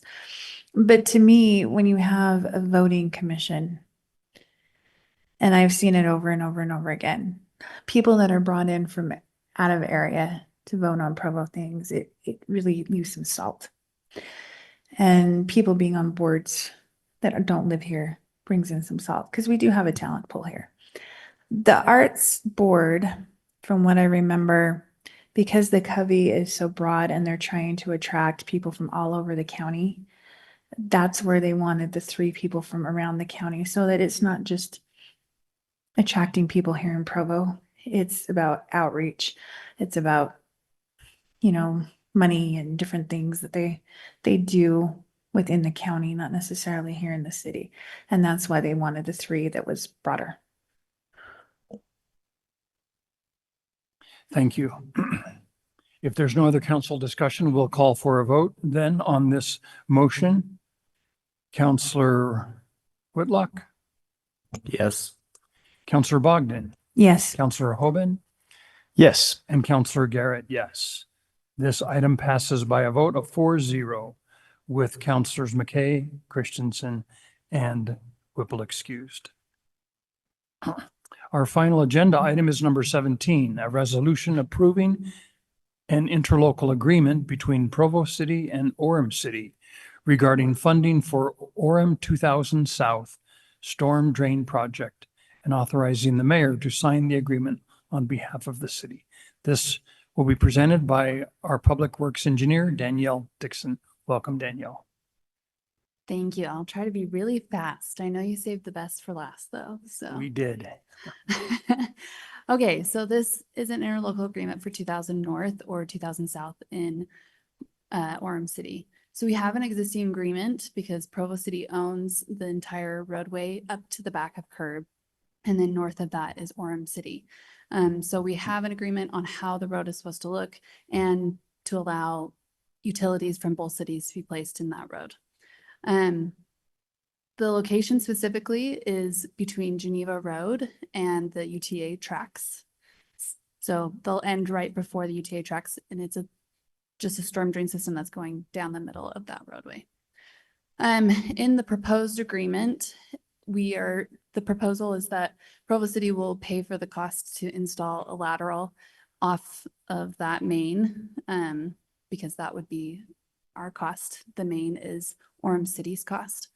The biggest stipulation within this new agreement is that Orem City is not allowed to discharge any of their city water into this system until they have an outfall into Lakeview Parkway. And they can't put that in until they build their portion of Lakeview Parkway. So that is a stipulation within this new proposed agreement. Here's the plans that they have for this project. It's a large storm drain. I believe it's a 48-inch storm drain main. Again, going all the way up to the UTA, just before the UTA tracks. The section that's highlighted in yellow is the lateral and that they'll be connecting in to an existing sump that's in Provo City. So we're paying for that cost plus additional overall costs that are with the contract. So the breakdown is there's an overall cost of $900,000. We're paying for the materials and labor costs to install the lateral, and then we pay a portion of the overall contract, like the mobilization, the SWIP costs, and all of that in addition. So the total comes out to $16,520.49. So in summary, storm drain needs to go in so that Orem can have their master plan storm drain system in place, and it will help with the future Whitestone Estates, which is on the Orem side of 2000 North. Both Provo and Orem City staff have agreed to the design and the agreement and the contractor. And then work, it says immediately will begin. Work has already begun. So I've seen those big 48-inch pipes already being cut and put in. So I was like, what? Yeah, they're trying to beat the asphalt Season. deadline. So they went ahead and got started. Any Okay. questions? Any questions for Danielle? No, that was my big question is I know they're doing road work on 20th North right now in Yes. that spot. Yep. Yep. Okay, thanks. Thank you. We'll open this item for public comment if there is anyone who would like to make a comment. If not, we'll close public comment and ask for council discussion. Seeing none, we'll call for a vote. Counselor Bogdan, Yes. Counselor Hoban, Yes. Counselor Garrett, yes. Counselor Whitlock. Yes. This item passes by a vote of 4-0 with Counselors McKay, Christensen, and Whipple excused. If there's no objection, we'll now adjourn the municipal council meeting by unanimous consent. Congratulations Thank you. to all of you who stayed. Good job.